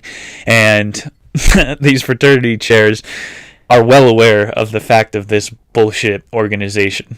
And they exploit the truth. The entire idea of hazing. It's Dostoevsky. It's psychological violence. It's making people do bullshit. Like I just gave my whole theory right there about doing 8 years to try to get experience to get a real job. In finance, where there's actual value and money, the interns literally just get hazed, because that's what businesses actually want to do to their lower level employees. But since there's all these laws in place, you can't. They'll make them go get a coffee with like a pink backpack on, all that type of stuff. And that's why if you look at the statistics, people who are in fraternities often are much more economically successful than other people, obviously because they had much more advantages earlier in life, going back to outliers. There's obviously common denominators to success, so it'd be stupid to be offended by those or to ignore them. And when you realize that there's bullshit and you get involved in the bullshit, how do they say, embrace the suck is one of the things in the military, or even in pledgeship. If you know that you're in this bullshit and you have to get through the bullshit job, then you're going to reap the rewards. Ended chapter 2, so now we have an idea of what David Gerbner considers a bullshit job, and he breaks it down into these 5 categories. But to end the chapter, he wants to rehash the fact that there are complex, multi-form bullshit jobs. So life is in the gray. Most jobs are just combinations of bullshit thrown together. Telemarketers are goons. I explained it as he did, the military class, but telemarketers, they're just goons. They're using force to push people into a form of box ticking. There's flak catchers, who are mid-level managers who are there to take the heat when an employee misses a call. So basically duct-tapers. When an employee fucks up, the customer wants somebody to yell at. Like, I remember when I used to work at the supermarket and something would go wrong and people would complain. There's no stakes in this situation. I got really good at the death stare, just staring into someone's eye like, are you fucking serious right now? This is what you're doing with your time? You're yelling at someone making $9 an hour? I think I was making $7 an hour then. $7 an hour. And I would give people this death stare because I'm the lowest level. You can't get in trouble for that. So I would just stare into their soul. But there needs to be these multi-form bullshit jobs like flak catchers, where I have someone who's above me who can come over and be like, oh, I'm so sorry. I'm so sorry on the company's behalf. Here's what you want. We'll reimburse you. These companies are making ungodly sums. You can always reimburse people. And so you need someone one level above to give the illusion that the customer won, when really the customer just made themselves look like an idiot. All these Karens and Debbies, I need to speak to your manager. All you're doing is putting on a show for everybody. David brings the military comparison back a little bit. In the instance of a flak catcher, it's better to be a flak catcher and know you're a flak catcher. Because if I'm that mid-level manager who's taking the apology, if I don't know that I'm just playing a part, it's going to be psychologically brutal to have to give every single person a genuine apology. You're going to go home feeling like you just genocided a population. You just let people down all day. This is why cops are so mentally unstable, because you're playing this game and everybody you talk to is lying to you and doesn't want to be talking to you. It's terrible for you. These people that are in the mid-level manager positions, you have to know that you are playing a part. Otherwise, you're going to go home and being like, oh man, our company's doing so bad. I did so bad today. No, some people will come into your shop wanting to be angry, and you have to realize that. The example that David Graeber used was military guards in England in the 1900s, because the military was being protested a lot in England in the 1900s.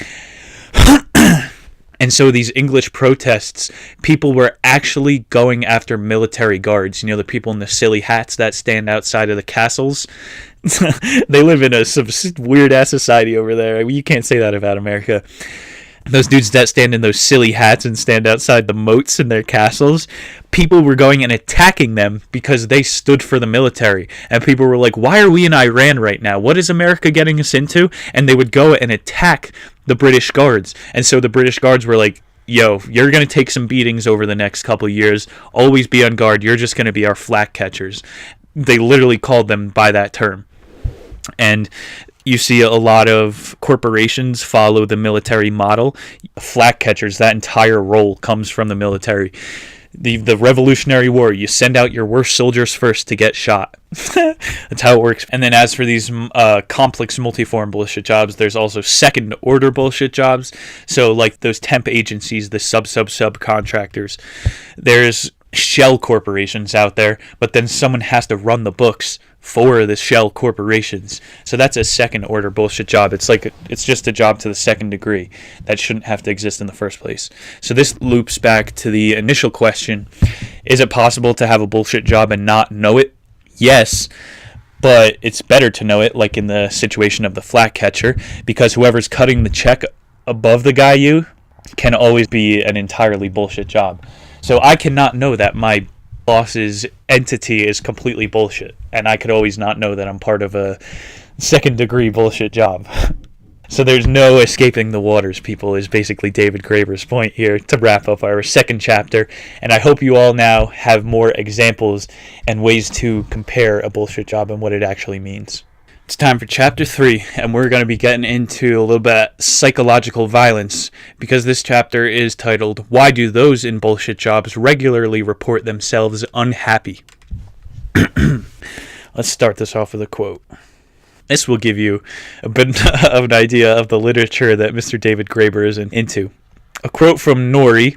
Workplaces are fascist. They're cults designed to eat your life. Bosses hoard your minutes jealously like dragons hoard gold. Okay, so that gives you a bit of a preface as to how he's going to be approaching the fact that we don't have that much time for ourselves and how it's really unhealthy. David references some more history here, how it's written in the Bible that to be a good man, you should always pay back your debts, and moneylenders are evil. And after that quote at the beginning of the chapter, making me think a little bit that he was about to turn on Jewish people for being the evil moneylenders. Talking about conspiracies and then being jealous, feudalist, dragon-hoarding fascists. Calm down, David, okay? He used a couple more stories of example from his Twitter feed, stories from people in the UK and Europe who live off the dole, and then just will read novels. Hey, I mean, if I was in Europe, that sounds exactly like what I would be doing. But the point is that these people aren't stealing from anyone but the state. So it's more of a victimless crime than a burglar who is breaking into a home and stealing from another person. In the book, there was this guy in the UK named Eric. He was hired via union, so left-wing union, through a mistake. So he had the perfect situation, just like the girl in Spain before, where he would only have to go into work 1 day a week to get his work done, making a full salary every year, and he would get done what he wanted within like an 8-hour workday, just that 1 day a week. He was like employee of the month type of stuff a couple times, and a very happy guy, self-proclaimed. And then the company realizes that they made a mistake and this guy needs to actually spend some more time in the office. They were trying to like cover their own ass and not look like the Spanish government asking that lady to give $30,000 back. They have Eric start coming in the office like 4 days a week for 40 hours. And this is when he starts showing up to work drunk. But they're giving him more money. And so he starts like blowing all of his money on yachts out in France when he used to be a big saver. And he said he was being paid ridiculous amounts for a job to answer the phone 2 times a day. So even though he was in the office for 10 hours, he would literally take 2 phone calls, but he felt like he was in solitary confinement going crazy. Starts drinking, it affects his entire psyche. So this guy's probably unhinged to begin with, in my opinion, but this is one of David's examples. Point of the example being, he said, this guy Eric, saying he found it worse being in the office 4 days a week. It felt like utter purposelessness to be there and not do anything than to actually just be there for 8 hours and do everything. Whereas someone would probably be like, you only work for 8 hours a week, you're purposeless. But in reality, he's actually doing meaningful work for those 8 hours instead of just hiding in an office. Another example he used was the needlessness of a small shopkeeper on campus, the hub stores that you have around your campus. So this example, the kid was in university, so in today's university he was being brainwashed as a communist, and the kid goes, yeah, I hate my campus job, I literally just have to act busy for a majority of the day, and I can't wait for full communization. Whoa there, big fella. You hate your job so you can't wait for communism? Take a step back. The last chapter talks a lot about universal basic income, so that's the most communist idea I think I entertain. To put it in perspective a little bit, universal basic income they estimate would be like $50 billion. Alright, who wants to run a little bit of numbers? I guess this will be the main focus for the middle part of our chapter here. We learned last month through Outliers, I don't know if I mentioned the actual statistics, I don't like to run numbers on podcasts, it's bad for listenership apparently. So there are only 600 billionaires in the United States of America. Think about that.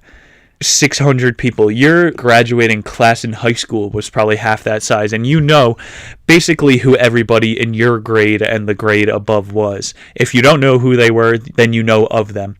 There's only 600 billionaires in the United States of America. This is a very small group of people, and they own a large amount of the wealth. David Graeber keeps talking about the 1%. It is somewhat relevant, but that 1% also pays 50% of the taxes. So you can't be too mad at these people all the time as well. So for reference, in the news right now, people are talking about the wall. Donald Trump wants to build a wall between us and Mexico. Every great empire has a wall, he says. It would cost $3 billion to build that wall. This past month, we approved an Israeli defense bill for $5 billion. If you took a poll from the average American saying, do you think $5 billion of our tax dollars should go to Israel? I think you'd get like 5% of people to say yes. But if you polled all of America saying, should we build a wall, literally 30% of America voted for this guy. So it's only $3 billion. So for the amount of that stupid bill we just signed, this whole wall issue could be done with. But it has to be part of the political theater. So like I said, realizing we're part of a game is when you're able to put things in context a little bit more and not get angry about these things. When I was doing that Sunday Scaries show, I was getting angry about conspiracies because I was invested. I was bleeding heart college student, man. I still get a little bit passionate about these things, but I laugh it off a little bit more because I realize I'm not going to make the change. The best you could do is illuminate other people. So yeah, this whole wall thing is not really a big deal. It's only $3 billion. As for UBI, that got me into this kid working at a college store waiting for full communization. Bernie Sanders, he's now running for president also this past month. He wants to forgive college debt. Something else all these Uber drivers are talking about. Oh, I could get free education. $50 billion that would cost. That is nothing. Dude, we spend $4 trillion a year as a nation. This would forgive everybody's loan debt because, all right, I don't want to get too lost in all this because this is like a whole nother book I'm going to have to read and review. But you are coercing 17-year-olds into taking $200,000 of debt by signing for college scholarships or going to college. Everybody they know, my 600 people I know, my Dunbar's number, my graduating class, everybody goes to college after high school. That's the way the world works now. You are taught to stay in line at school. If you don't go to college and take on this debt, there is something wrong with you. So I really don't look down on people for having college debt. If you do, you wouldn't be into hearing this debate at all, this internal debate that I'm having. This is how issues get solved. But $50 billion it would cost to forgive everybody's college loans. I don't think we should do that because it would devalue the college degree, but I'm saying it's 100% doable. We have so much wealth in this nation. We waste so much of it. So universal basic income is estimated to cost $3 trillion. The U.S. annual spending is $4.5 billion. So it's not impossible for us to do this thing. We would have to give up on other things. But yeah, that's just a little bit of me running over the numbers for you guys. Sorry to unleash my autism on you. But there's not that many billionaires in America. And when you look at this as a game of scale, we could be doing a lot of the things we want to as a society. It's just nobody's taking accountability for their money, for our money. Also in this chapter about how people in bullshit jobs regularly report themselves unhappy, the real reason is because knowing that you don't have power in a situation is mentally bad for you. They found out upon doing brain scans recently, brain scans on little kids, that there is immense amounts of endorphins and dopamines that gets released in your brain around the age when you learn that your actions have an effect on the world. Somewhere around 3 years old. You learn that when you scream in public, everybody stares at you. So you love that because you're getting everybody's attention. Or when you knock over blocks, your mom is going to come running over to see what's wrong. And once you realize that that thing clicks in your brain, learning that you have a little bit of power, toddlers at that age are a lot happier. And so this affects us just in our adult brains as well. When you go to a place of work for 40 hours every single week, knowing that what you did was pointless except for resulting in a lump sum of wealth being put in your bank account, it's terrible for you because you know you have no power. This is shown in working class couples who win the lottery rarely go broke. If you come into a small lottery sum, you're not supposed to change your lifestyle. You're just supposed to use it as a cushion, just living minus the anxiety of the fact that this could go to shit at any moment. That weighing on people in their daily life is terrible as well, but that's how most of us live, with no middle class. And then there's these people who win the lottery and just spend it all in a day. Trump is the poor man's idea of a rich man. He eats McDonald's for every year, has a supermodel wife, was on the WWE.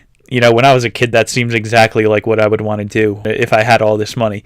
But I make minimum wage and live in a studio, record in a studio out of a studio, motherfucker. So going after that poor idea of a rich man's life is bound for failure. And so when you win a lottery, just keep doing what you're doing, because that way you know you actually have some value or an effect in your community and in your life, which is David's point here. Knowing you don't have an effect or value is terrible for your brain.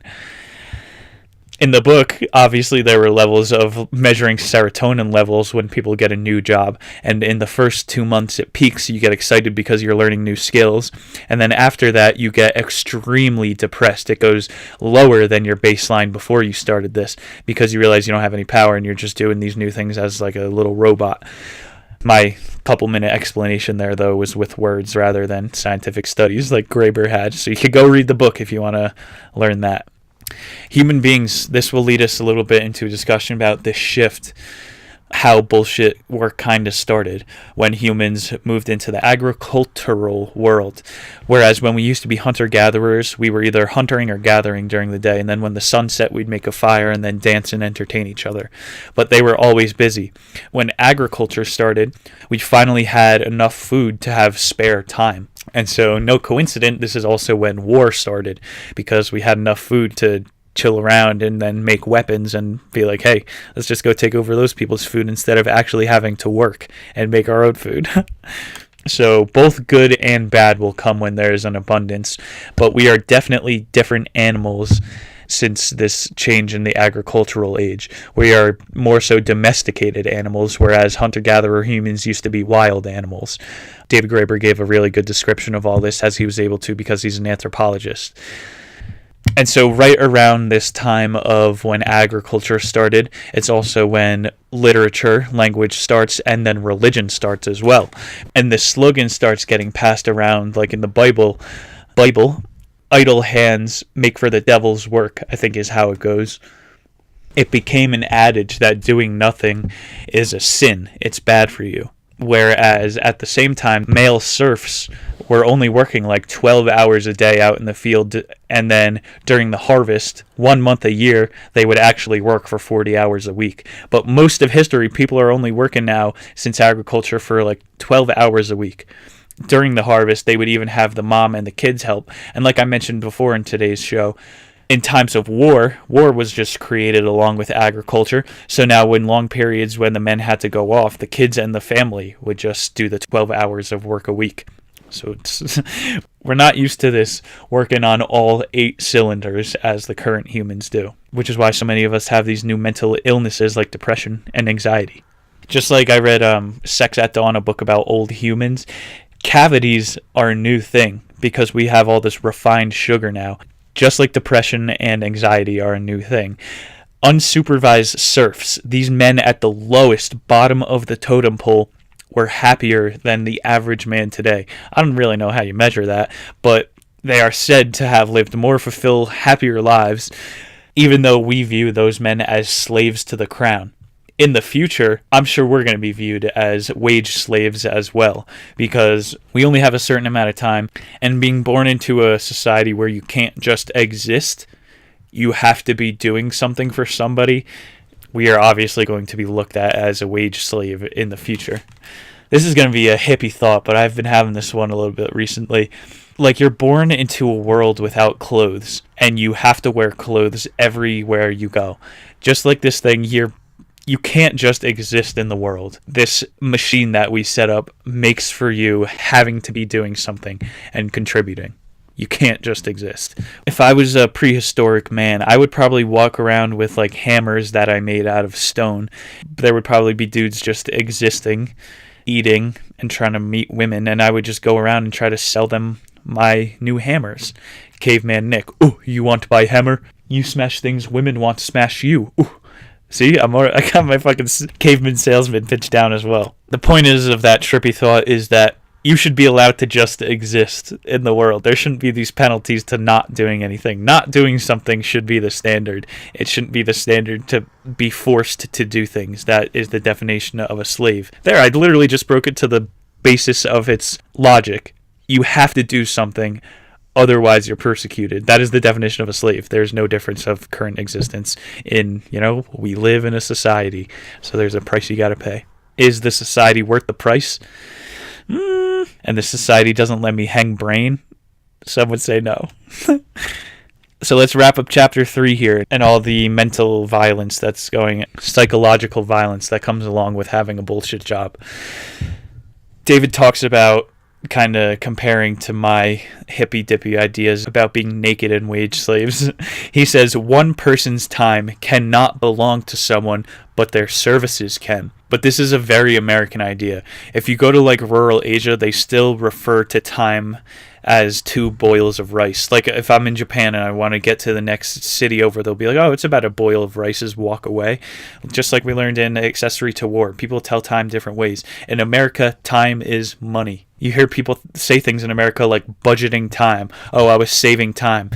And all of these words came into the lexicon around the advent of the punch clock. Just like Henry Ford invented the 40-hour work week, this is when humans start looking at time as money. Ford has, without knowing or maybe knowingly, turned everybody into time sluts. We're all time sluts. We all want our hours. You know, I'm too lazy to ask a girl to go on a date. I mean, I don't want to have to pay for the date, but some girls are too lazy to even go on the date. Let me rephrase that. I would be too lazy to go on some dates because I'm too stingy with my time, even if it was being paid for. And so what David is trying to say here is that people buy your hours, not you're a wage slave. You're selling your hours away, is his way of putting it. But when you're selling your hours, this encourages you not to work too hard. It's just like expectations. If you meet somebody and do something, they're going to expect you to do that every time you meet them. And so if you keep your expectations low, then people aren't going to expect that much from you. I used to put out a ton of Snapchats. When Snapchat was the hot new thing, every single day I would have a My Story up. And then for a while, people are like, dude, what happened? You fell off. Where's your Snapchats? It created an expectation. Like the movie Holes, they're out there digging holes for no fucking reason. They're encouraged not to work too hard. Otherwise, their master will be like, you dug 8 holes yesterday, you better dig 10 today. And so now with the advent of the punch clock, talking about time as this ever slipping away way to make money, we've all just become time sluts or wage slaves, or as David likes to call it, bullshit jobs. Of the last examples in the chapter David uses, it was a guy who was told he was not allowed to read while watching a museum exhibit for fires. He was watching for fires.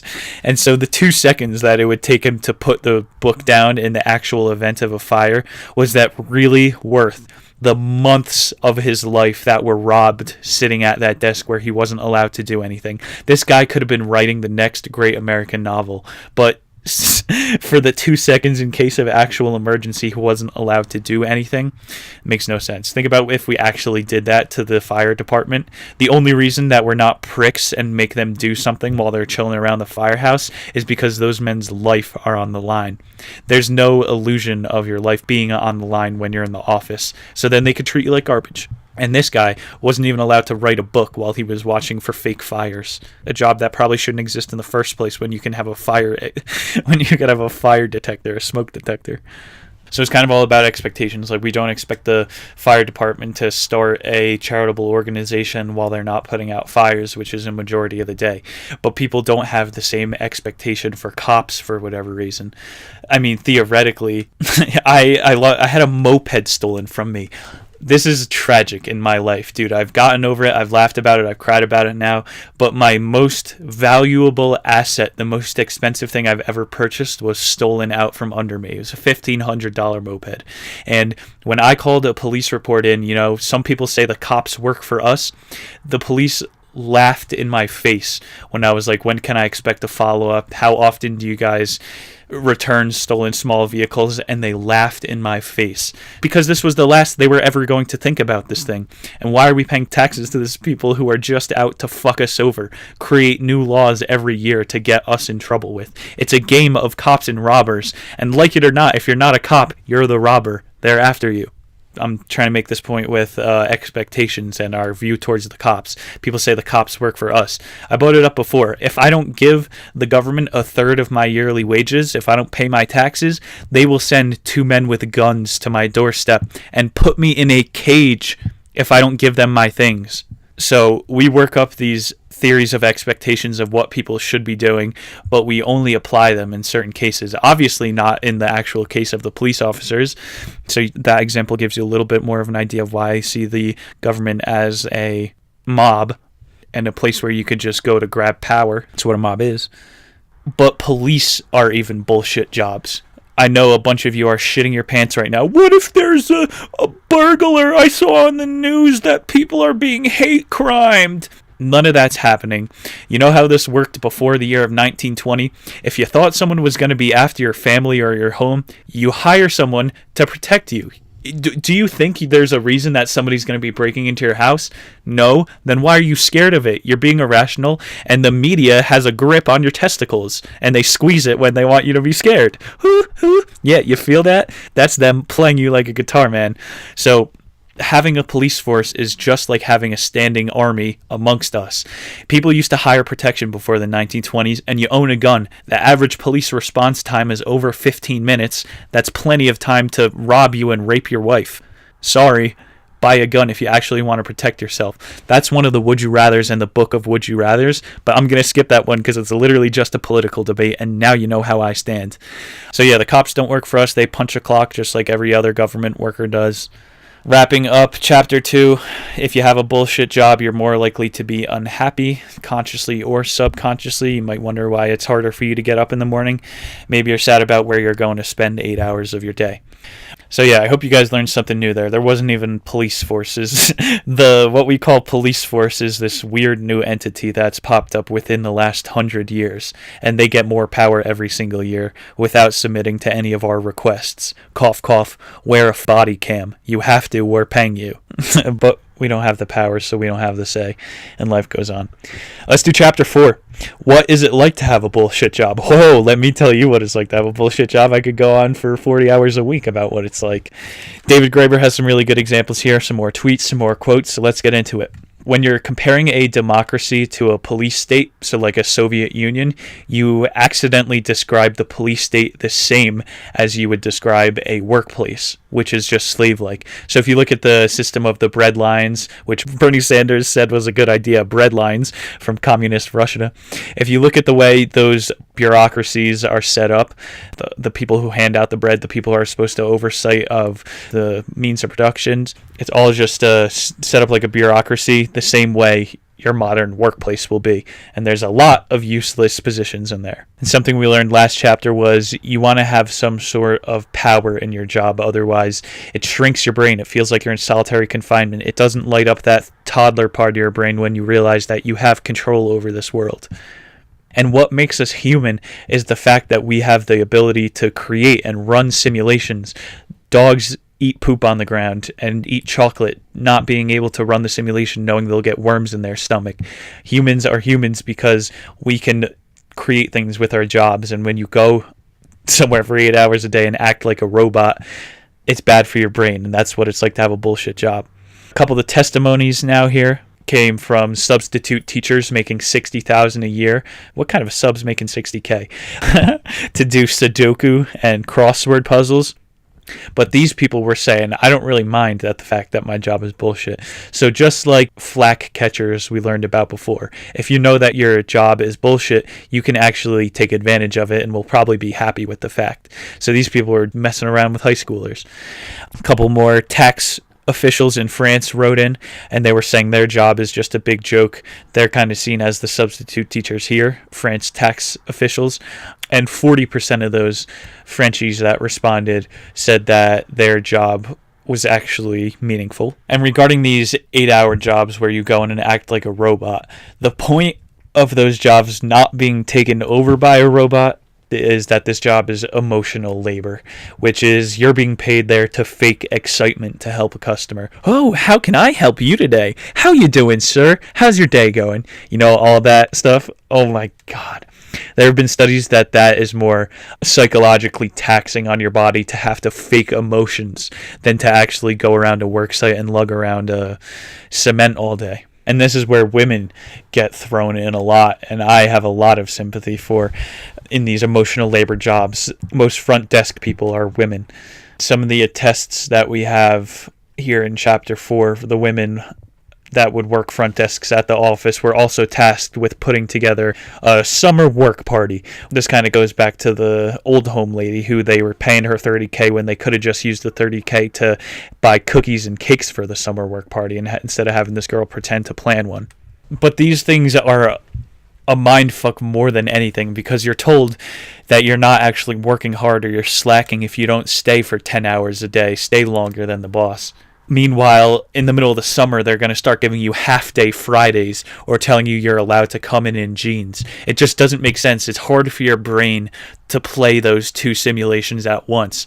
When on the normal day, you have to go in this monkey suit with a noose around your neck and pretend that you're dressed to the nines when you look like a schmuck. It's like, do I actually have to work 60 hours a week, or do you want me to just be here? Do I actually have to look nice to do great work, or can I show up in a good pair of jeans and a white t-shirt and I'm more comfortable to get more work done? But no, let's just keep doing things the way we've been doing. Tradition, right? The real fact of the matter of these little psychological tricks that they play, and these women in emotional labor jobs can attest to. Graebner says from an anthropological standpoint, this is a way to control your creative output, because it is so taxing to be emotionally invested in something. To actually care about a customer's issue takes a lot on your brain. It's good to be able to help another human, but it's mentally taxing to actually care and help someone. When you get home that day after work, you're going to crash harder. So this is just draining your creative output, and then creates cognitive dissonance for people like the office party planners who I've been talking about. And the water gets even grayer in these situations, because a lot of times these fake rules, like never leave before your boss, these rules are meant to be broken, but they're meant to be broken so that you can be written up on them. This is the same tactic David Graebner mentioned, how law enforcement uses blanket terms like that anti-tax avoiding law from before. Same logic behind police using the blanket term probable cause to search people for whatever they want. Oh, you look suspicious. That's probable cause. Now I get to look through all your belongings. Just like that law, you're not allowed to try to do business with anybody who does bad things. And so I think this gave some merit back to me looking up to David Graebner talking about the workplace as a police state, and then freelancing is more of a democracy. So workplace, our current system of, rising the ranks, climbing the corporate ladder, just getting control of more people underneath you, a pyramid scheme, but the only reason it isn't scheme is because companies create actual value. In the vein of talking about a police state, where would we be without talking about prisoners? Prisoners always... One of the controversies, I'm a criminal justice major, is that when prisoners come out, they usually recidivize, they commit another crime and go back, but their second crime is usually a bigger heist. Like they try to up their level of crime. And this is because when you're in prison, you get to meet with all the other smartest prison minds. It's a hive where you get to go and work on your craft. And so this is similar. If you are keeping with Graebner's analogy, coworkers in the workplace as prisoners, they will share better ways to get away with faking working.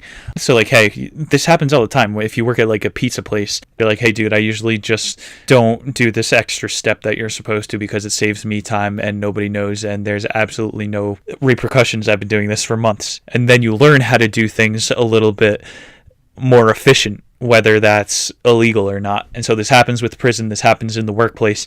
I remember at my first office job outside of college, they didn't make us, I'm putting up air quotes, but they highly encouraged us to communicate with one another over the G-chat. It wasn't exactly G-chat, it was set up on their company website, and everything we were saying was being monitored by our managers and then their managers, and every day we were encouraged to say 3 different things and like talk to each other.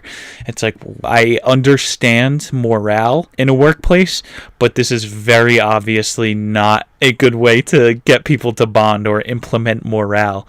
This is a good way to surveil.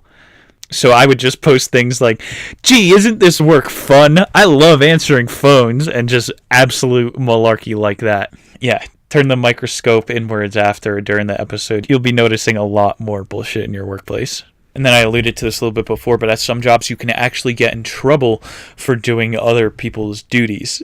In the book, the story was about this guy at a gaming company, worked for several companies like Blizzard and Activision and stuff, and He was so bored at his level that he started his own sound design project. So different little sound effects that they can add into the game. These games now have to have millions of different effects. So he was just like, hey, I'm going to contribute here. And then once he submitted this sound design project he did in his own time, the boss threatened to report him because this sound project was actually another guy's job. So they told him to absolutely cease working on this project, otherwise he was going to report him to another higher-up boss. Goes to show you that this middle manager didn't even need to exist in the first place. They told him to stop doing excess work because we already hire somebody else to do that. So now he's back to wasting more time, and then winds up quitting this job and working for another gaming company, where he demotes himself to be a game tester. He found that to be more entertaining than he was the step above that at the time in the production line. And then when he was done testing for a while, he just moved into a van and winds up playing guitar. So this guy had it all, the money, the dream job, and that wasn't enough for him because there was too much bullshit involved for him. Another story then following this one about a few temps at one of these agencies filing a report about their supervisor, and the next day being told not to show up to work. And this was because the level above the supervisor saw the complaint and was like, okay, these people aren't just going with the flow, they're actually fighting the fact that they're supposed to do nothing and aren't allowed to do anything. So they needed to be silenced, and this guy fired them. And then another example about a guy having a panic attack because he had this job for a couple years where he would design sidebar ads, and when he found out that a grand total of like 5 people had ever clicked on the ads that he had made, he had a panic attack because he's like, holy shit, everything I do every single day, nobody actually tries to make their dick bigger with one simple trick or find horny local singles in their area. He just found out that his salary just comes from the fact that he's filling a position. So you can see here, there is an extra level of psychological tension of doing fake work rather than just sitting around and knowing you're sitting around. In the book, another anthropological term, David calls them rituals of humiliation. These are just like the little things that you'll do in the workplace to reinforce the ever so important power dynamics. And everybody already knows who the slackers are in the workplace. You pretty much know who the compulsive overworkers are as well, who can't just be standing around, always need to be doing something. And some people are so compulsive that they need you to be doing something as well because it hurts their brain that you cannot just be stagnant. And part of enforcing this mentality are these little rituals of humiliation. He calls basically the monthly workplace evaluations, monthly reviews. These are in a lot of jobs, and it's just to show you that, hey, this mid-level manager has control of your fate in this company. They have control of how many demerits you have, yada yada yada. It's just to reinforce the show and to get you to go along with the show. The example in the book for the rituals of humiliation was a school teacher in Boston, preschool teacher, was making $8.25 an hour, and she reported her carpal tunnel vanishing the second that her underpaid, overly exerted preschool teacher job ended. So did her workplace ailment. And this happens very frequently. It's an ailment related to anxiety, carpal tunnel, and depression, which both of those are inflammation inducing. When you get chubby fingers or you don't look pretty that day, you don't look skinny or whatever, your mood in the workplace seriously affects that. As soon as she left this preschool teacher job, she said her back stopped hurting, her carpal tunnel went away. The point David Graeber here is that usually where you're finding the pain isn't the source of the issue. Like, people always complain about their back hurting. It's probably because you're on your feet for too long during the day or you're wearing the wrong shoes. That is a source point of pain for your back, your feet. And so a lot of times people don't put 2 and 2 together. And this lady was able to quit her job and her carpal tunnel went away. You're not getting carpal tunnel just because you're typing a lot. The human body is capable of running marathons. Your fingers could probably type a 500-word essay every single day for a year. It's when you start panicking psychologically and go through a period of depression or stress that you experience a lot of these workplace ailments. And that's a bullshit aspect to jobs for sure. Moving along, I like this part of the book. It was really interesting. We have a quote here to get into it, more about these rituals of humiliation. David draws the connection between the BDSM community, sadomasochism, and the workplace, and how these are rituals. People were playing parts here. This was a crazy interesting part of the book. He goes, talking about feminist psychoanalyst Jessica Benjamin. What Chancer found was that, unlike members of actual BDSM subcultures who are entirely aware of the fact they are playing games of make-believe, purportedly normal people in hierarchical environments typically ended up locked in a kind of pathological variation of the same sadomasochism dynamic. The person on the bottom struggles desperately for approval that can never, by definition, be forthcoming. The person on the top going to greater and greater lengths to assert dominance, that both know is ultimately a lie. For if the top were really the all-powerful, confident, masterly being he pretends to be, he wouldn't need to go to such outrageous lengths to ensure the bottom's recognition of his power. And of course, there's also the most important difference between make-believe S&M play and those engaged in the actual due reference to play, and it's a real-life, non-sexual enactments. To sum that up as quick as possible, our real-life situation is similar to BDSM. We have these laws where we do these rituals of humiliation, performance reviews, where you get told how shitty of a worker you are and how you have so much to improve on. Just like a BDSM session where someone asserts their dominance over someone else. But this is worse in real life because a lot of people don't know the ground rules like the person in a BDSM freak does. They know, all right, I'm allowed to have my hair pulled. I'm allowed to get spanked. I'm allowed to punch this person in the face or whatever. But in the workplace, I'm like holding my phone under my desk trying to day trade stocks. But the counter argument would be, what are you talking about? I sign a contract when I go for a workplace. In reality, a lot of BDSM people do sign contracts as well, so there's even more of a similarity. But I would argue that the contracts we sign in the workplace are even less legitimate than the BDSM ones, because think about it, in the first month at any workplace, you start getting new responsibilities, new things that they test you to do, and your pay grade stays exactly the same.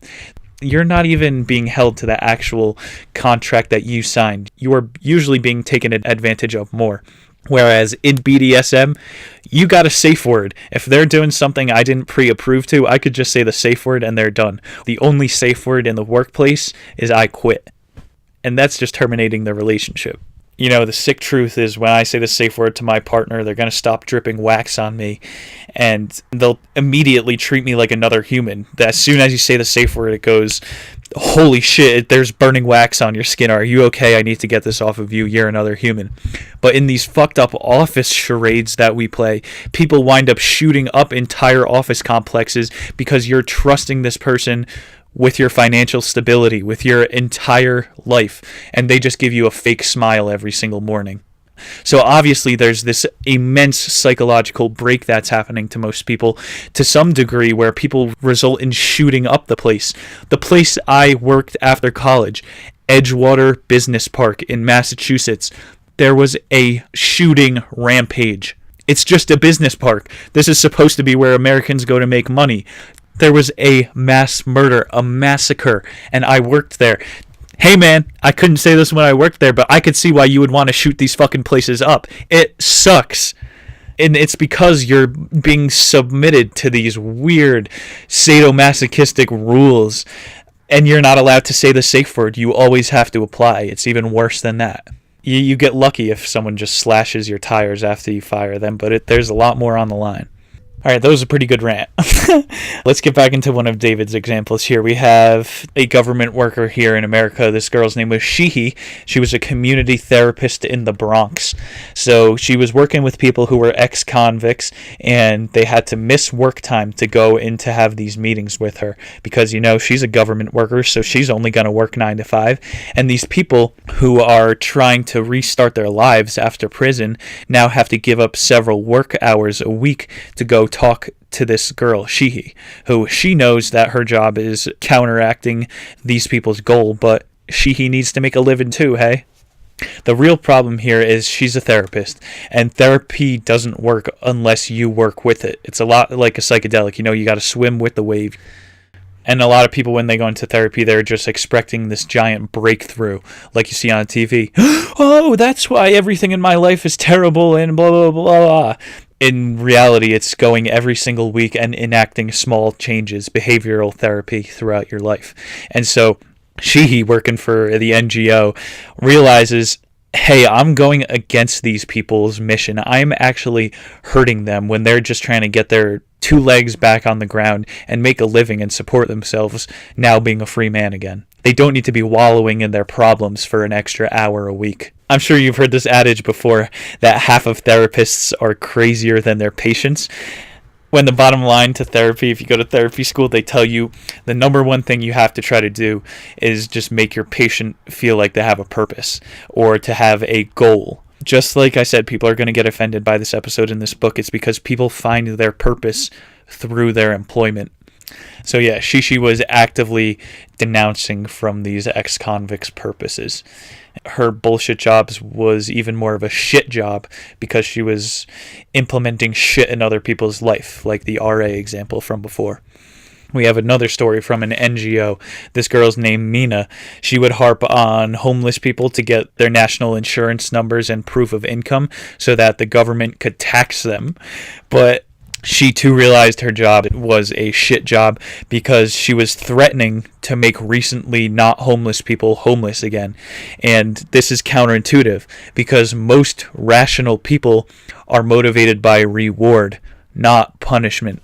Think about it. If I said, you have to eat that whole peanut butter sandwich and I will give you a $10 bill. Or you have to eat that whole peanut butter sandwich or you are going to get a spanking. You are more likely to eat the sandwich for the money than you would be to just take a spanking. I don't know. I can't really come up with an example. That was absolute rubbish. But you get the point. The reward system in the human brain responds better to knowing that you're going to receive something. So Mina realized this with her NGO and realized that she was hurting the homeless people just like Sheehy was hurting the ex-convicts. I think these 2 lovely ladies in their NGO government jobs did a pretty good job summarizing Chapter 4 and what it is like to have a bullshit job. And the point is, it could be psychologically taxing and hard on the psyche altogether. And that's going to wrap up Chapter 4 for us. We got Chapter 5 here. Why are bullshit jobs proliferating? Good question, David Graeber. At the end of a cycle, economies are vast engines of producing nothing. There's so much excess wealth that it needs to be extracted to the top as fast as possible. So, like scams pop up. Throughout all the societies in human history, there's never been one where there isn't like a bourgeoisie class to extract wealth from. There's always a bunch of underlings who are the means of production, who is controlled by the upper class. And David wrote that book in 2011. It's Debt the First 5,000 Years. We might be getting into that one eventually down the road. But he starts talking about why bullshit jobs are proliferating because the American economy is getting to the point where it's such a vast engine of producing nothingness. The wealth is starting to suck up towards the top, which is why we see the middle classes shrinking for the first time ever, and the both ends are growing. The ultra rich and the ultra poor are both getting bigger. And the scary thing here he gets into now is how the U.S. is no longer a production economy. We are a service economy. We're not manufacturing. We're not an agricultural economy. We haven't even been since the 20s. And this is how empires usually die. But China is still manufacturing. David's previous book, some of those ideas are bleeding into the current one we can see. But when there are things like giant crashes in the market, it exposes these types of scams. David, as we learned, was very invested in the Occupy Wall Street and the biggest crash, and we got to see where there are scams in our system. That's when Enron fell, Bernie Madoff. This was a corporate conglomeration with skyscrapers in the biggest cities of America, and it was all just a business of people doing nothing. It's all just bullshit. It's like when you're looking at a Trump Tower, a big gold building, you're basically just looking at laundered money. And it's often an eyesore because it's just a giant gold building, except for an AC where it actually looks like it's at home. The only Trump building, next to the Golden Nugget, Harrah's, and those other gold buildings. It's all right. But stop being such an eyesore. We have a quote here from Mr. David Graeber, as this was a topic in the chapter. He goes, "I don't think in ideological terms. I never have," Obama said, continuing on the healthcare theme. "Everybody who supports single-payer healthcare says, look at all this money we would have by saving from insurance and paperwork. That represents 1 million, 2 million, 3 million jobs filled by people who are working at Blue Cross, Blue Shield, Kaiser, or other places. What are we doing with them? Where are we employing them?" As Obama would say it. If you see Obama as Black Jesus, you probably hear that quote and go, yeah, jobs for 3 million more people. But in reality, these are jobs in an industry that is completely fluffed up by government funds, and they are doing nothing but moving money around. And that's 3 million positions he admitted to creating that don't have to be there with Obamacare. And all these people are still living on the streets and all that. I think that was my point there. How do all those jobs, those 3 million jobs he created at the snap of a finger with no value or no demand for those jobs, he just created them, how does that affect our economy? Well, when I volunteered at a hospital at 16 years of age, like I said before, you see a lot of shit. They give us these carts to wheel down to the basement, just medical waste to dispose of, and we're talking about half full things of medicine people were just throwing out. And nurses, doctors, nobody knows how much the supplies that they're working with actually costs. They just charge everything through insurance. Oh, this person needs this ointment, just charge their insurance. Nobody cares. It doesn't matter what kind of business runs like that. No business could ever run like that, where you don't know how much any of your actual product works. You just go ahead and charge everybody as much as you want. Another example in the book was a paid protection insurance guy in Europe, basically like Obamacare of Europe he works for. The way he explained it was, if you're paid to fix a leaky pipe, do you fix the pipe or let it keep leaking and keep getting paid? Obviously the latter. Consumers and taxpayers foot the bills anyway, so why not just let it keep leaking? Just like all the nurses and doctors, just throw out all the extra stuff. We don't know how much that's worth or how much people should actually be paying for this surgery. Just let insurance deal with it, and then the taxpayers and insurance will foot the bill. And that affects the whole system. That's why insurance is impossible to afford. There really should be, if there was a free market for insurance, there would be the McDonald's of insurance. And as a 22-year-old guy, I could probably get away with that plan for a few years because, let's face it, I'm in my 20s. I'll probably get 5 checkups within the next decade, maybe. So obviously I don't want to be paying for a lot of insurance when I'm not going to be using it a lot. So if we had a free market system in insurance, we would see a lot more affordability. But Obama just admitted to creating 3 million pointless jobs that we are all footing the bill for. Now the counter argument for this part of the chapter is kind of how people and politicians argue that globalization and regulation will make for a need for more jobs because, we're dealing with so many more people. But that doesn't even take into account digitization. This next part of the chapter is a little bit more in review of chapter 2, when we described all the types of bullshit jobs and the feudal aspects of it. David describes how we are slowly as a society sliding into a redistributive process. That's what this whole managerialism leads us to. It's scaring me even more now that Bernie Sanders said he's entering the race, that there is a real socialist threatening to take over America. That's not what America is about. We are not a socialist nation, but as we grow, it's a very enticing idea for humans. We always lean towards socialism because we're lazy. If someone else could do the work, why should I? But back in the feudal day, we were talking about means of production a little bit. Peasants and craftsmen produce most of the things. That's where most of the wealth comes from. But the clergy and the royalty were the upper class.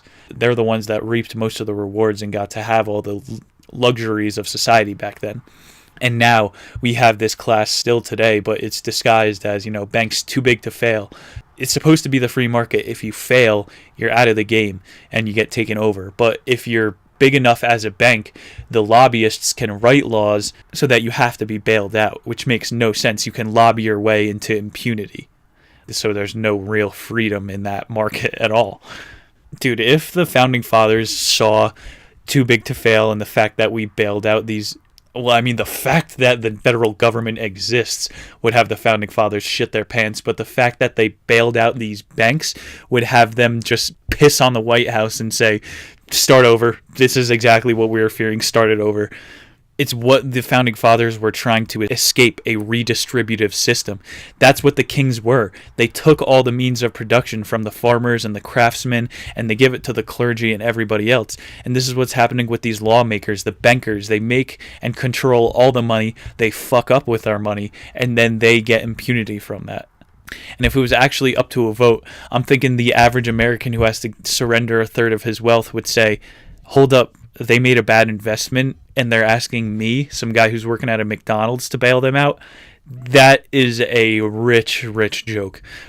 But when you don't have a choice and your voted representative doesn't actually represent you, which is our current system of government, you wind up paying for other people's mistakes. So we are in a system of redistribution. You can't argue with that. 2008 crisis there.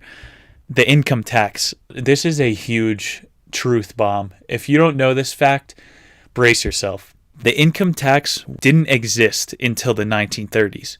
Before the 1930s, you got to keep what you made.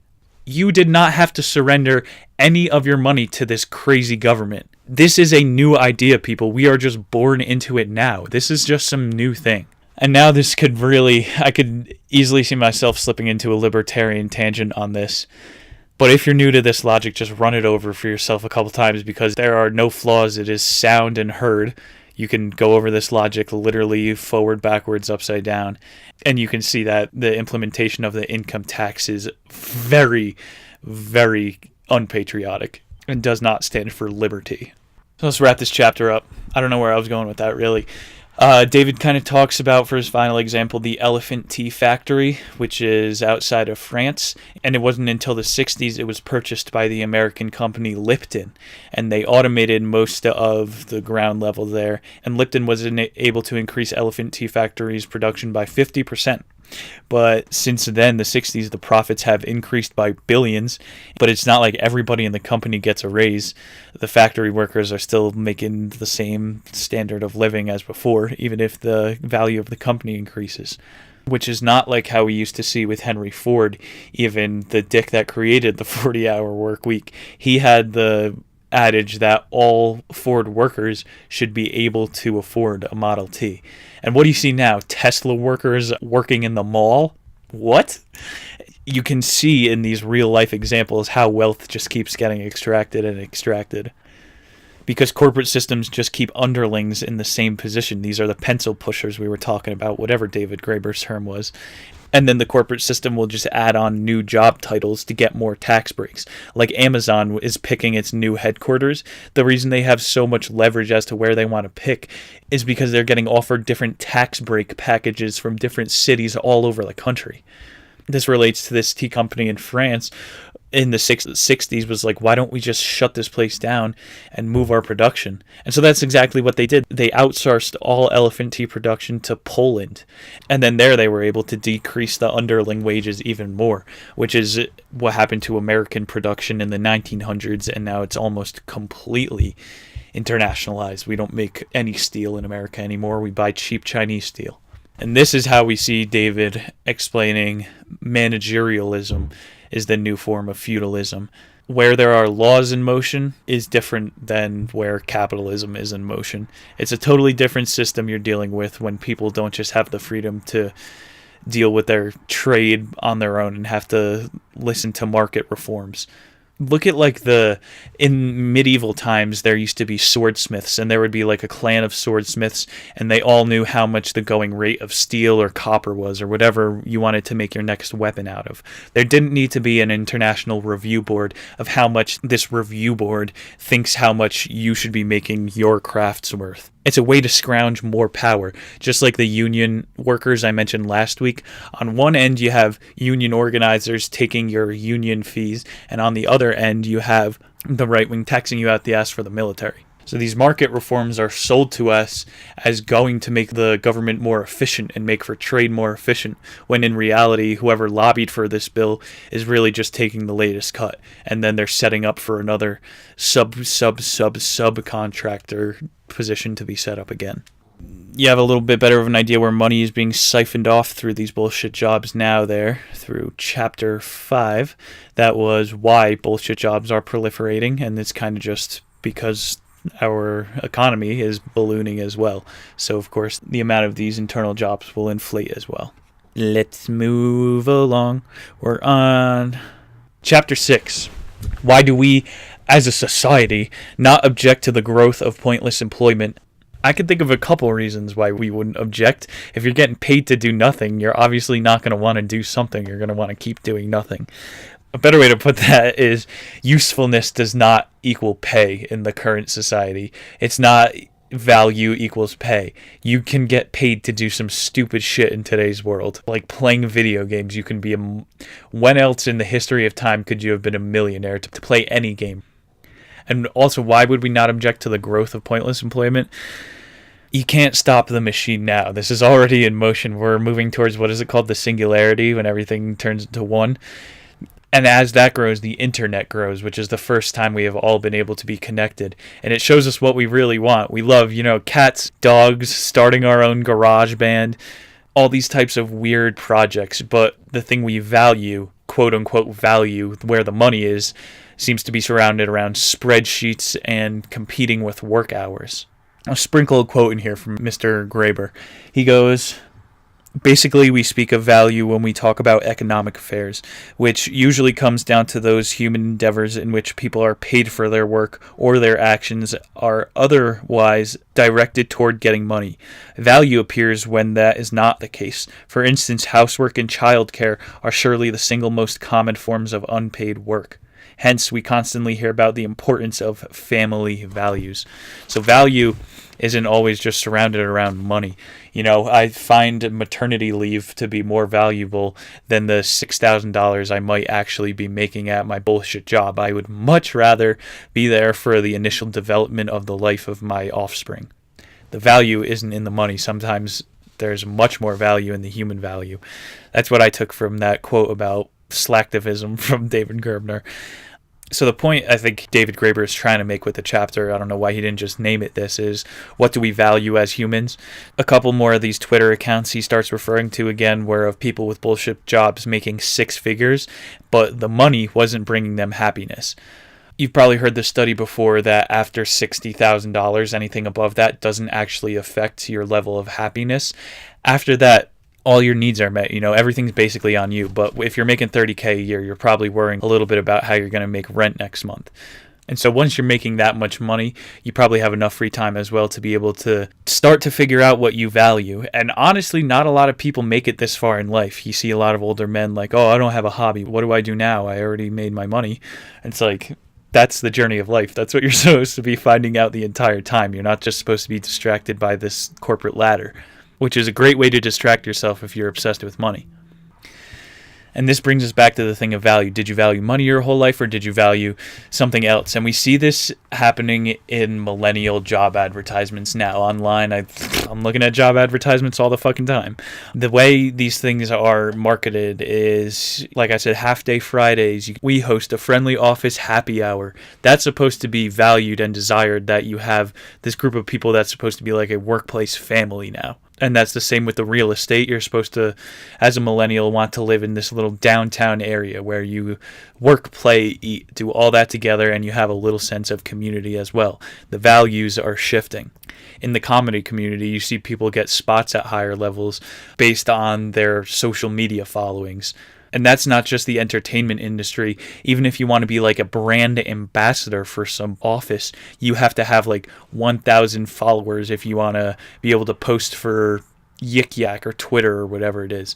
There's this whole new form of value in the digital age. It's kind of just looking like followers is the new accommodation, but I don't know what people value to get out of the workplace and what they value as a barrier to entry for some positions is rapidly changing. Even vacations are being marketed different to people. The poor man's vacation, a $300 music festival where you go and live in mud and feces for a week, but you get to dance, do drugs, and have sex. That is social value. Music festivals bring in a big social value, whereas you could take a $3,000 trip and go to the Maldives and be pampered on a private beach, but there's very little social value there.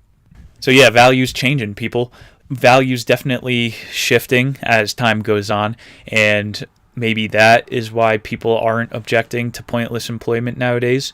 In Belgium, they went through a government shutdown, a constitutional crisis for 541 days. Their government was disbanded.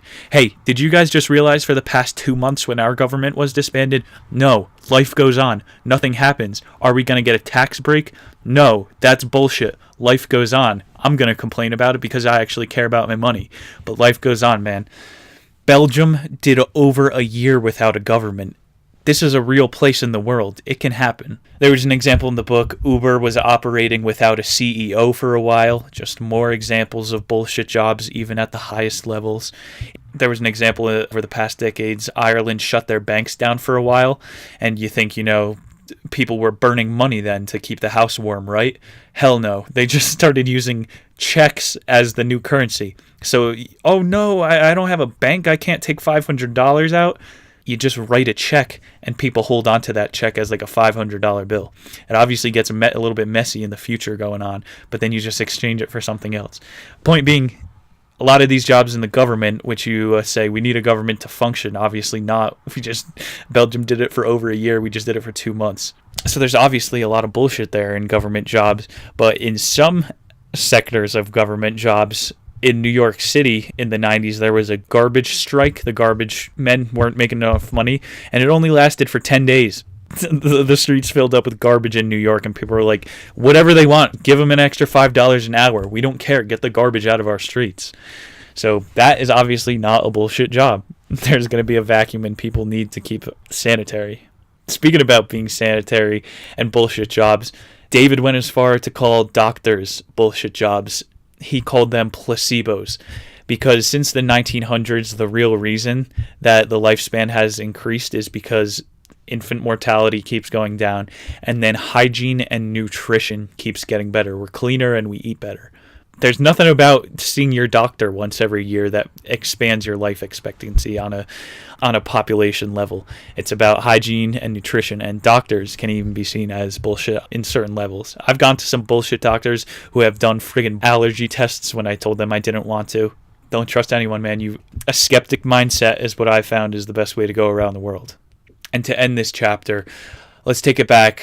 We started the book more talking about when society started, the idea that idle hands are the devil's work started, and these real weird, sick religious ideas arised in ways to manipulate people. And one of the ones here was the twisted idea that some people hold this, that if you enjoy what you do, then you shouldn't be paid for it. It's like, oh, that guy enjoyed fixing my car. Why should I pay him, right? He loved doing that. Why should I be paying him? He got his druthers worth doing that. I shouldn't owe him a damn thing. And so just like when society started, idle hands is the devil's work. And we have these weird ideas still stick with us that you shouldn't be allowed to be paid for doing something you enjoy. But it's about shedding these old stupid ideas, just like the marketplace. You got to shed the stupid stuff. Not only that, but sometimes we're convinced about the wrong stuff in the past. Just like I was talking about lifespan, I'll give you an easy mind blower. People didn't live till their 30s in medieval times. People were living till 80, 100 years old. It's just that babies kept dying. There were so high of an infant mortality, it brought the average lifespan down to 30 years old. Humans have always been able to live to be 80 years old. It's just that a lot of babies die in our history. So that's why it looks like we don't live that long. And then another common misconception that we harp on is in medieval times, oh, you were married by the time you were 13. Fuck no. Medieval times, people were partying like crazy. If you weren't a servant, most people were, 99% of men were, but if you weren't a servant, you were getting married in your 30s. So you would go out, study the book of the Lord, go dance and wear your flowing colors, talk to a guy in a crow mask. You were getting married in your 30s in medieval times. One of their mantras, they said, self-discipline and mastery over desires is what you can do to secure an internship or a spot in the clergy. So while people were wandering around the English countryside on their horses, you were supposed to be working on yourself and repressing your desires. You're just supposed to be a noble man. This is literally when chivalry started. This is how men learned how to treat women in this time period. It wasn't just rape a woman at 16 and do farm work for 100 hours a week. That's what you're taught in school, but that's not actually what life was like. These people would work for 12 hours, ride around the country, travel, meet people, work on self-discipline. And eventually, if you were wandering for far enough, you could be self-employed, get a spot in the clergy, or just work as an apprentice under someone. Like I said, this is how chivalry started. People were meeting in their 30s. This is when dating started. People were just trying to get laid, so obviously they were trying to be nice. How did I get here? Life expectancy, doctors being bullshit, shutting down the government. I don't know. The book kind of went full circle. David Graeber brought it back to the 1500s a little bit. People find dignity and self-worth in what they do for a living, but most people hate their jobs. Just speaking by the numbers, 40% of people hate their jobs, but most people find dignity and self-worth in what they do for a living. So statistically, 40% of people hate themselves, right? But no, you're lying to yourself, you're lying to other people. You're just lying to yourself on different levels usually with a lot of these jobs. And that's okay. If you realize you're the flak catcher, you're the hitman, it's all good, man. Lie to me, lie to your boss, lie to whoever you need to. Try not to lie to yourself, because that's when you start needing to go to therapy, like we learned about today.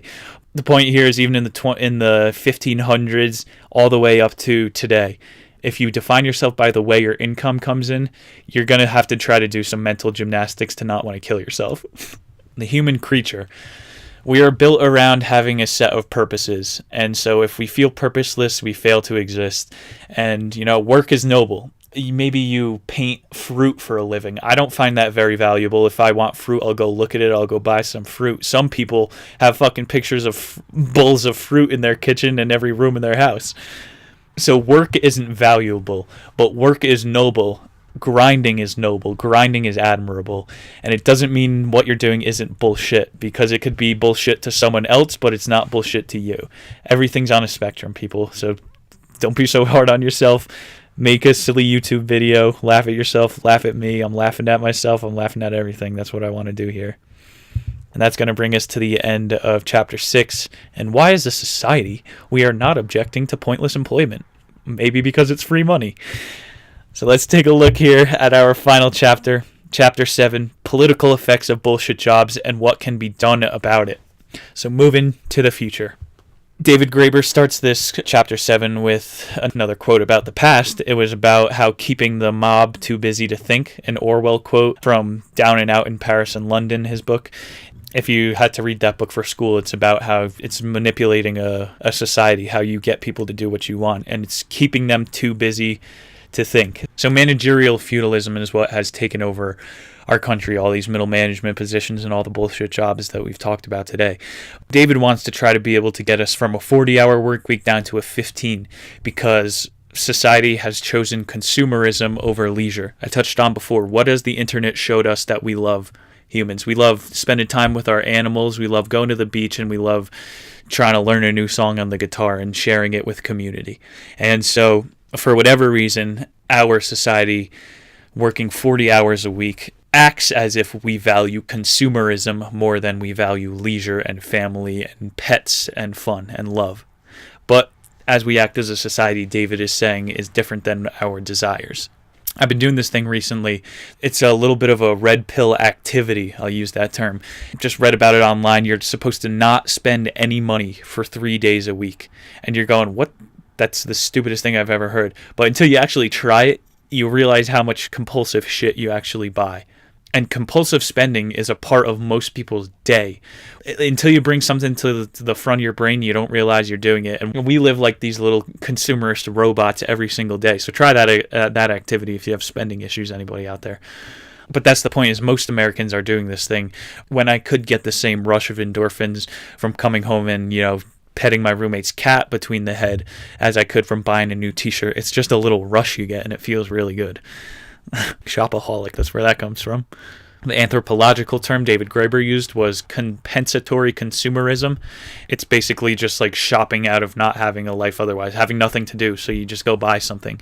It's like how consumerism has made it so easy for us to buy a personality now. You could go to H&M any time of the year and get decked out for whatever holiday it is, or you can label yourself, I'm the silly sock guy. I love wearing silly socks to the office.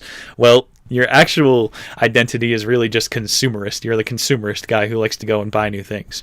So a little bit more of this mob mentality, which is how most of us wind up living our lives, just thinking in the preordained the cable package of ideas they give you in school and mainstream media.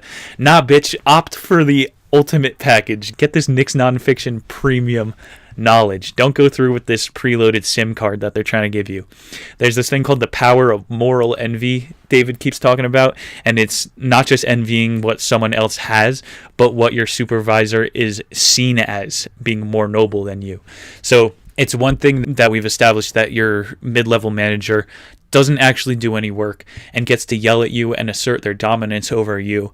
But your family thinks that this mid-level manager is more noble and more of a grinder than you, just because they got to this position quicker than you are, and they don't actually do anything more. And even if you are willing to admit that or not, it's very subconsciously grinding to see somebody else get the success for the work that you are also or only putting in. And transitioning into the UBI, where a lot of this chapter takes place, David talks about how class mobility is decreasing in America. As I said before, we're going to be the first generation to be less successful than our parents. And people can't afford to put themselves in New York or San Francisco during those requisite years of unpaid internships. So a 22-year-old used to be able to live in Denver for $400 a month and take an unpaid internship. I've been going to some interviews for internships where they're asking for 15 hours a week unpaid for 6 months. Dude, what the hell is that? And like, I go and tour some of these radio stations, and you just see there's other college students sitting around. Nobody's doing anything. And it's like, what are you going to go to live in these cities where it costs too much to live to not be paid for 15 hours a week, when the new value isn't really experience, but I'm banking on it's going to be clout. People are getting hired for things based on their followers and all that type of stuff, and especially in the industry that I like to be a part of. But yeah, you can't, in these formidable years of your life, the 20s, to get situated into an industry that you would like to work in.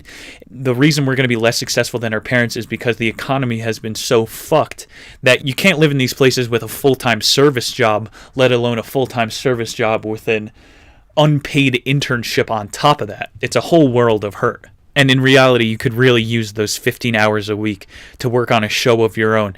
People, go jump on the hairy shit train. We're at 6,000 followers as of this month. Community's getting bigger. People are loving it. And the ability to create a community is bigger than any sort of just product that you're able to push right now. So that's my personal bullshit job of a life. David takes his final shots at the military here in the last chapter. He had to get one more good swing on him.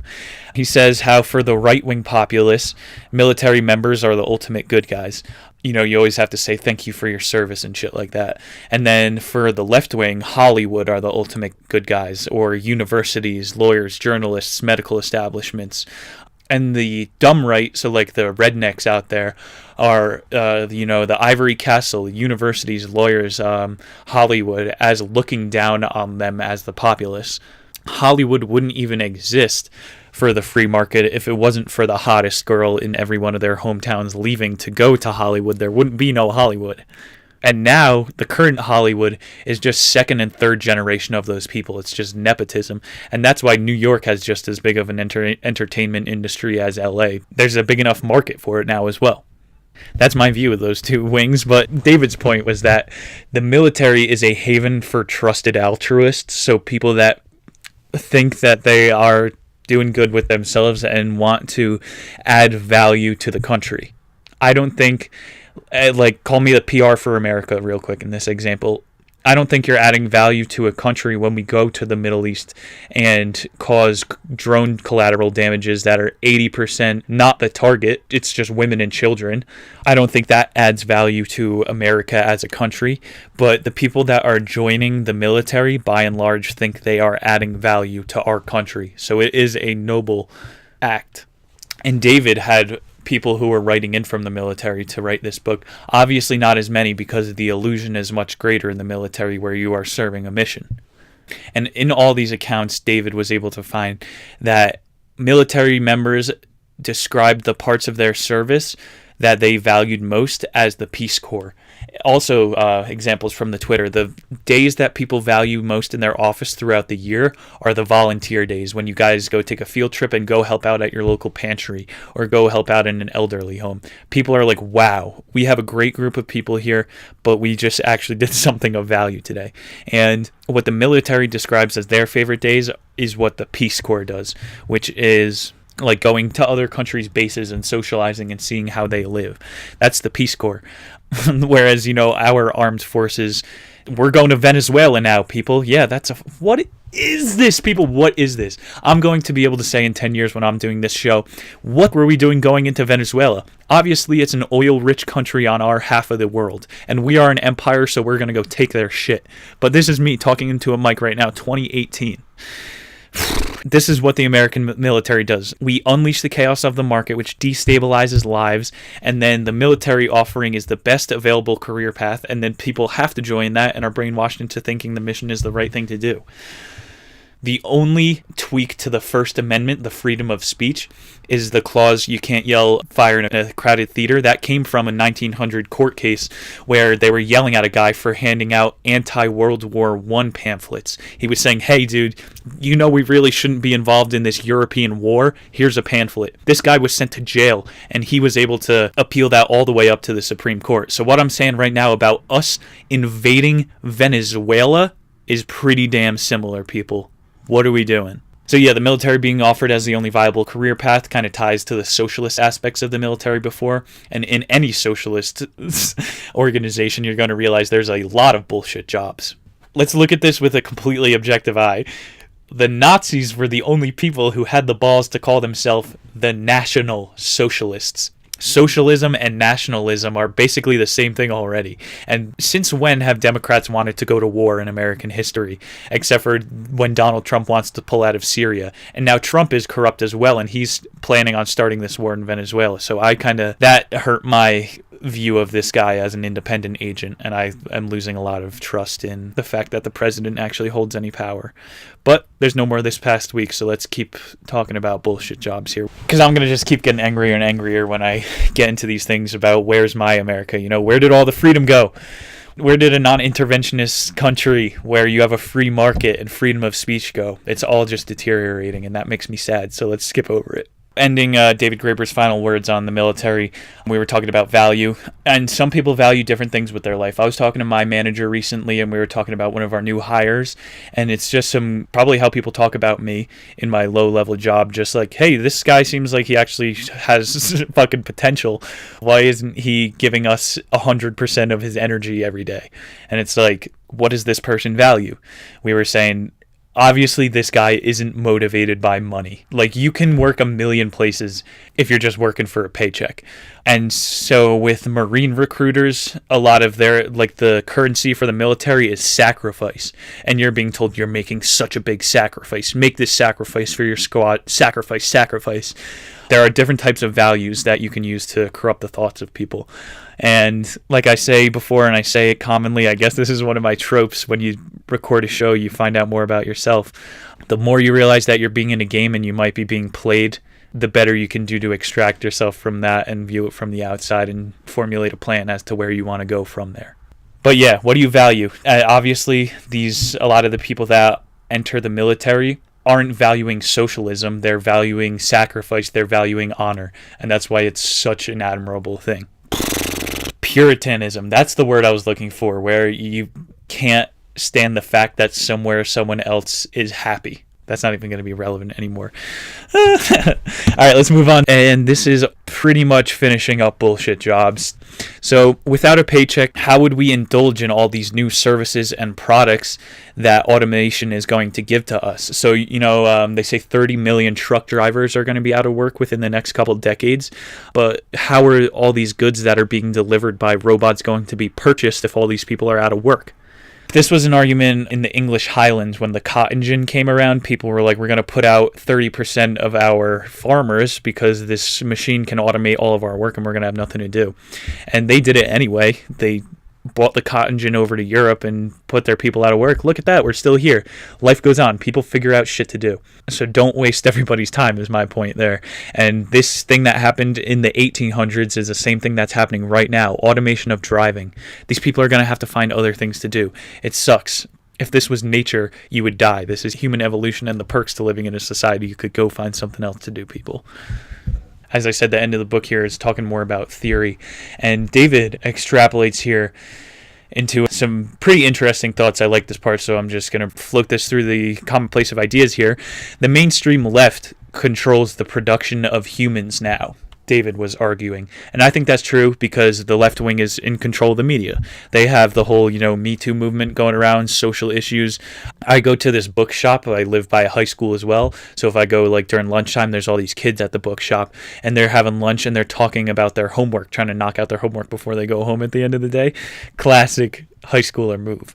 But the assignments that these kids are given are weird. It's like a rewrite the Second Amendment or the things the kids are even talking about. Because, I'm an eavesdropper. I'll listen in there did you see what was on Jenny's story the other day? There was a swastika. And I heard her parents found her drug stash and she's just not in a good place. I think she's just trying to cry out for attention.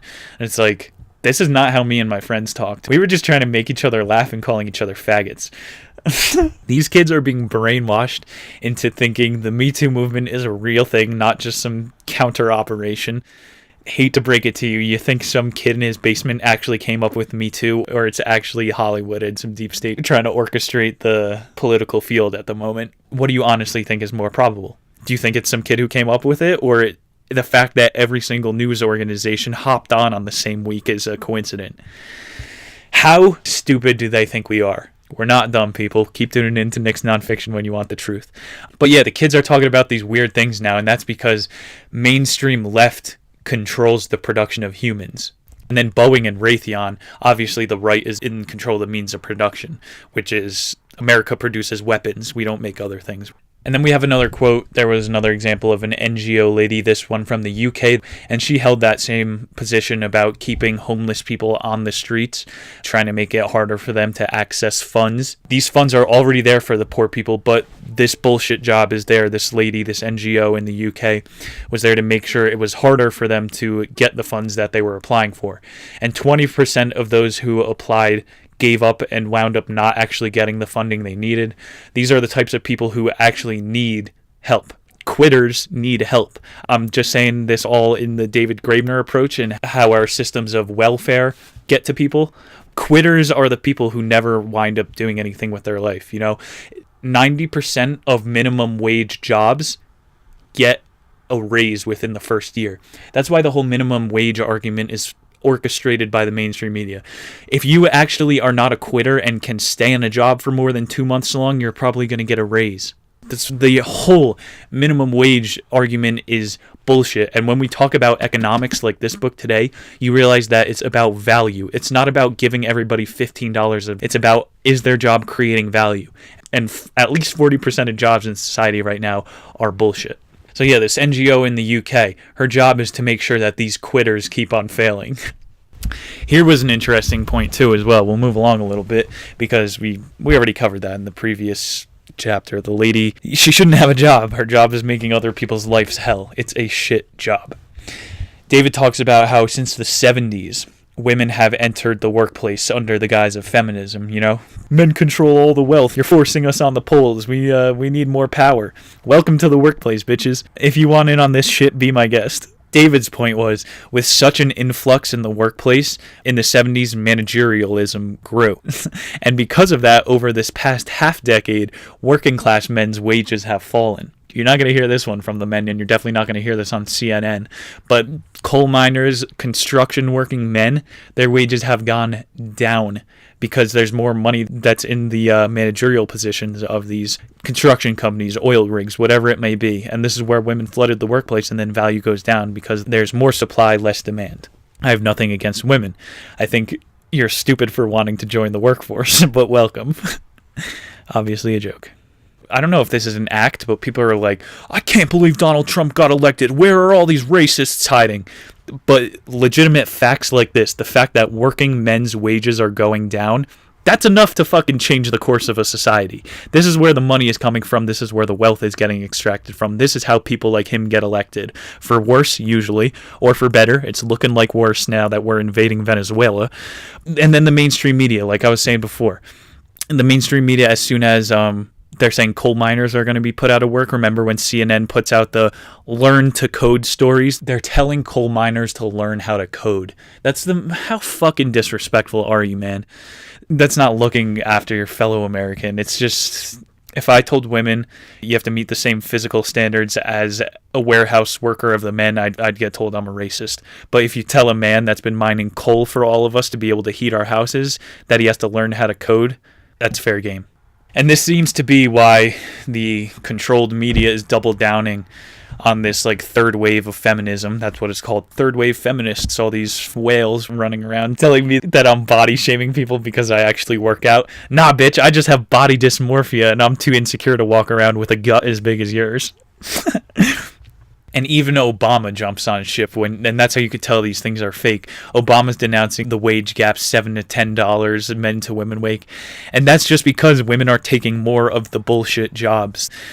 Men are out on these oil rigs or doing construction or things that get paid slightly more than preschool teachers, which a lot of women are going into education now. All of academia is mostly women, even the higher up levels. If you want to be a professor, you literally have to spend your entire life in a classroom. A lot of women are doing that, and spending your life on an oil rig will make you a lot more money. So that whole wage gap thing is, of all the money men make and of all the money women make, men make 0.21% more than women make because of what we choose to do with our time. And so this will bring us into UBI. If we had a UBI, none of this would be an issue. The UBI is just saying like, okay, every adult in America, you just get $12,000 a year, okay? You can pay for your groceries, you can pay for your rent, fuck off after that. We're going to throw you in jail if you do something bad. The government isn't looking after you for your taxes. Actually, yeah, of course we're getting taxes. That's not going anywhere, people. They're going to take our money. I'll ease you guys into this argument because a lot of people just see this as socialism. You know, we're giving people free money for doing nothing. I see it as taking care of people, and you should want to take care of your fellow man. So let me lube you guys up for this idea. Foster children programs in America cost around $2,000 a month. But if you just gave that money, that $2,000 to the mom and the dad, we wouldn't have this problem to begin with. It's like the abortion issue. After Roe versus Wade passed and abortions were legal, the following decade, crime nearly fell in half. Violent crime fell in half. It's because these poor moms were able to get abortions and they weren't birthing kids into these fucked up situations where they're poor and have to sell drugs for a living. Same thing with the UBI. If people get this $12,000 a year to wear condoms and stay off the streets, then we're going to have a lot less of these problems. Within a decade's time, it'll pay off a couple times over. In that example of the foster kid programs cost $2,000 a month. And then there's all these organizations that have to monitor the foster care programs that look over that.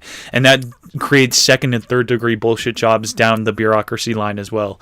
Again, we're wasting so much more money there. So you see, we would solve more problems with UBI than it would create down the road.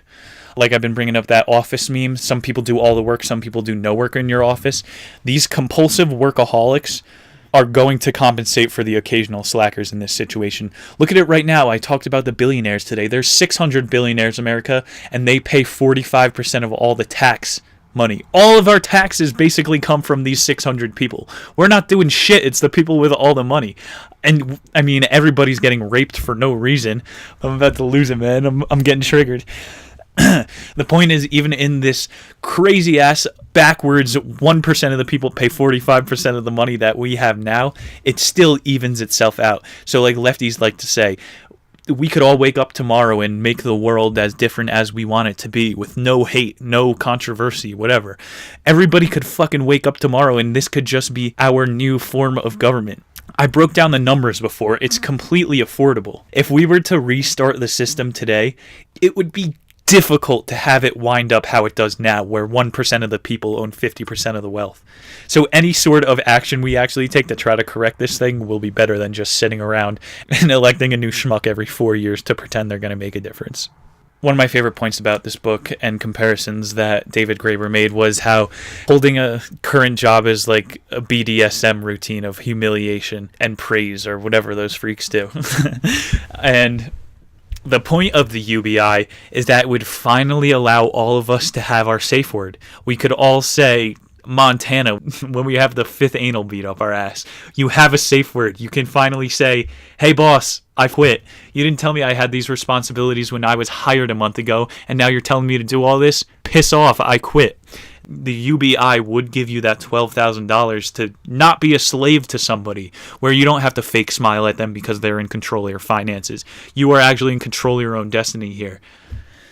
And you know what? The $12,000 that we're giving out a year, that just becomes the new zero. It's like, when I get that $12,000 every year, I'm not just going to want to make $12,000. I'm still going to want to make another $60K on top of that. You know what I'm saying?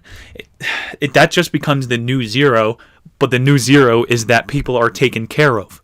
So this would mean that we finally have our safe word. Millions of people with a universal basic income can realize their situation is them being trapped in dogma. Somebody else's thoughts got you in this situation you are in today. Go to school, get your degree, work for this company until they start paying you a livable wage. My favorite quote from Steve Jobs, don't be trapped by dogma. You'll be living through the ideas that somebody else created. If we all wake up tomorrow with this knowledge, we can choose to change the world. As you can tell by my level of preachiness, we are approaching the end of the show. The point of this book, one of my biggest takeaways, is value. So what do you value? You're making your $12,000 off the universal basic income. What do you value? Do you value freedom? Because if you value freedom, you probably won't take a full-time job, and you'll go and try to create something in this world, or go visit all of the national parks and beauty that this earth has for us to behold. You're going to travel. You can broaden your horizons and bring amazing things back to your homeland. Maybe you value money in life, and so you can take your $12,000 and you can take that over to New York City or San Francisco, and now that you're in your 20s and you can actually afford to do that fucking internship. Maybe you value religion. So take your $12,000 and go try to start a church. Maybe you start a cult and a hippie commune.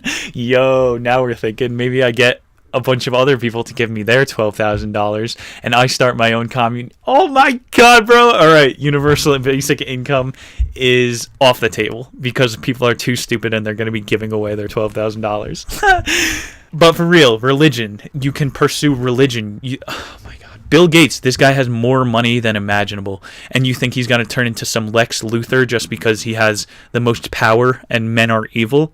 No, he's curing malaria. Bill Gates, a man, is curing malaria, the disease that has killed more human beings than every war combined. This man is curing that disease because he has all this spare time and money to do actual research with. It's not, people aren't going to go evil when they have this spare time and money. So what else would you do with your UBI? Sports. We're going to have a bunch of other people who are, oh my God, imagine how good looking America would be. People would be at the gym all fucking day. We'd be a bunch of well sculpted masterpieces in this country. We'd all be banging each other for fun. I don't know, man. That was going to be our Would You Rather for the day. The Would You Rather was if you had to be obsessed with money, religion, sports, sex, or food, what would you pick? There's obviously pluses and minuses to all of them with a bunch of jokes I had to go along, but maybe we'll save that to another time because this episode ran longer than I was expecting. It's a dense book. It has really cool ideas to unpackage, and I'm sure you guys got a much better idea of where I stand on a lot of issues throughout today's show as well. So to wrap up David Graeber's final thoughts in the final chapter about the universal basic income, work for what you value. Don't just work for a fucking paycheck, because you will dig yourself into a psychological hole where you hate what you're doing and you hate your life and you don't know what to do. So follow what you love. If you love truth, if you love the giggle, if you love YouTube videos, maybe you found yourself at Nick's Nonfiction Podcast. And I hope you guys have a lot to take home from David Graeber's international bestseller, Bullshit Jobs, a Theory. I could definitely see myself reading one of his other books as a review in the future. Good author. Some disagreements here and there, but hey, if I agreed with every single thing in the book, I'd be a little creeped out thinking that maybe it was me that wrote it.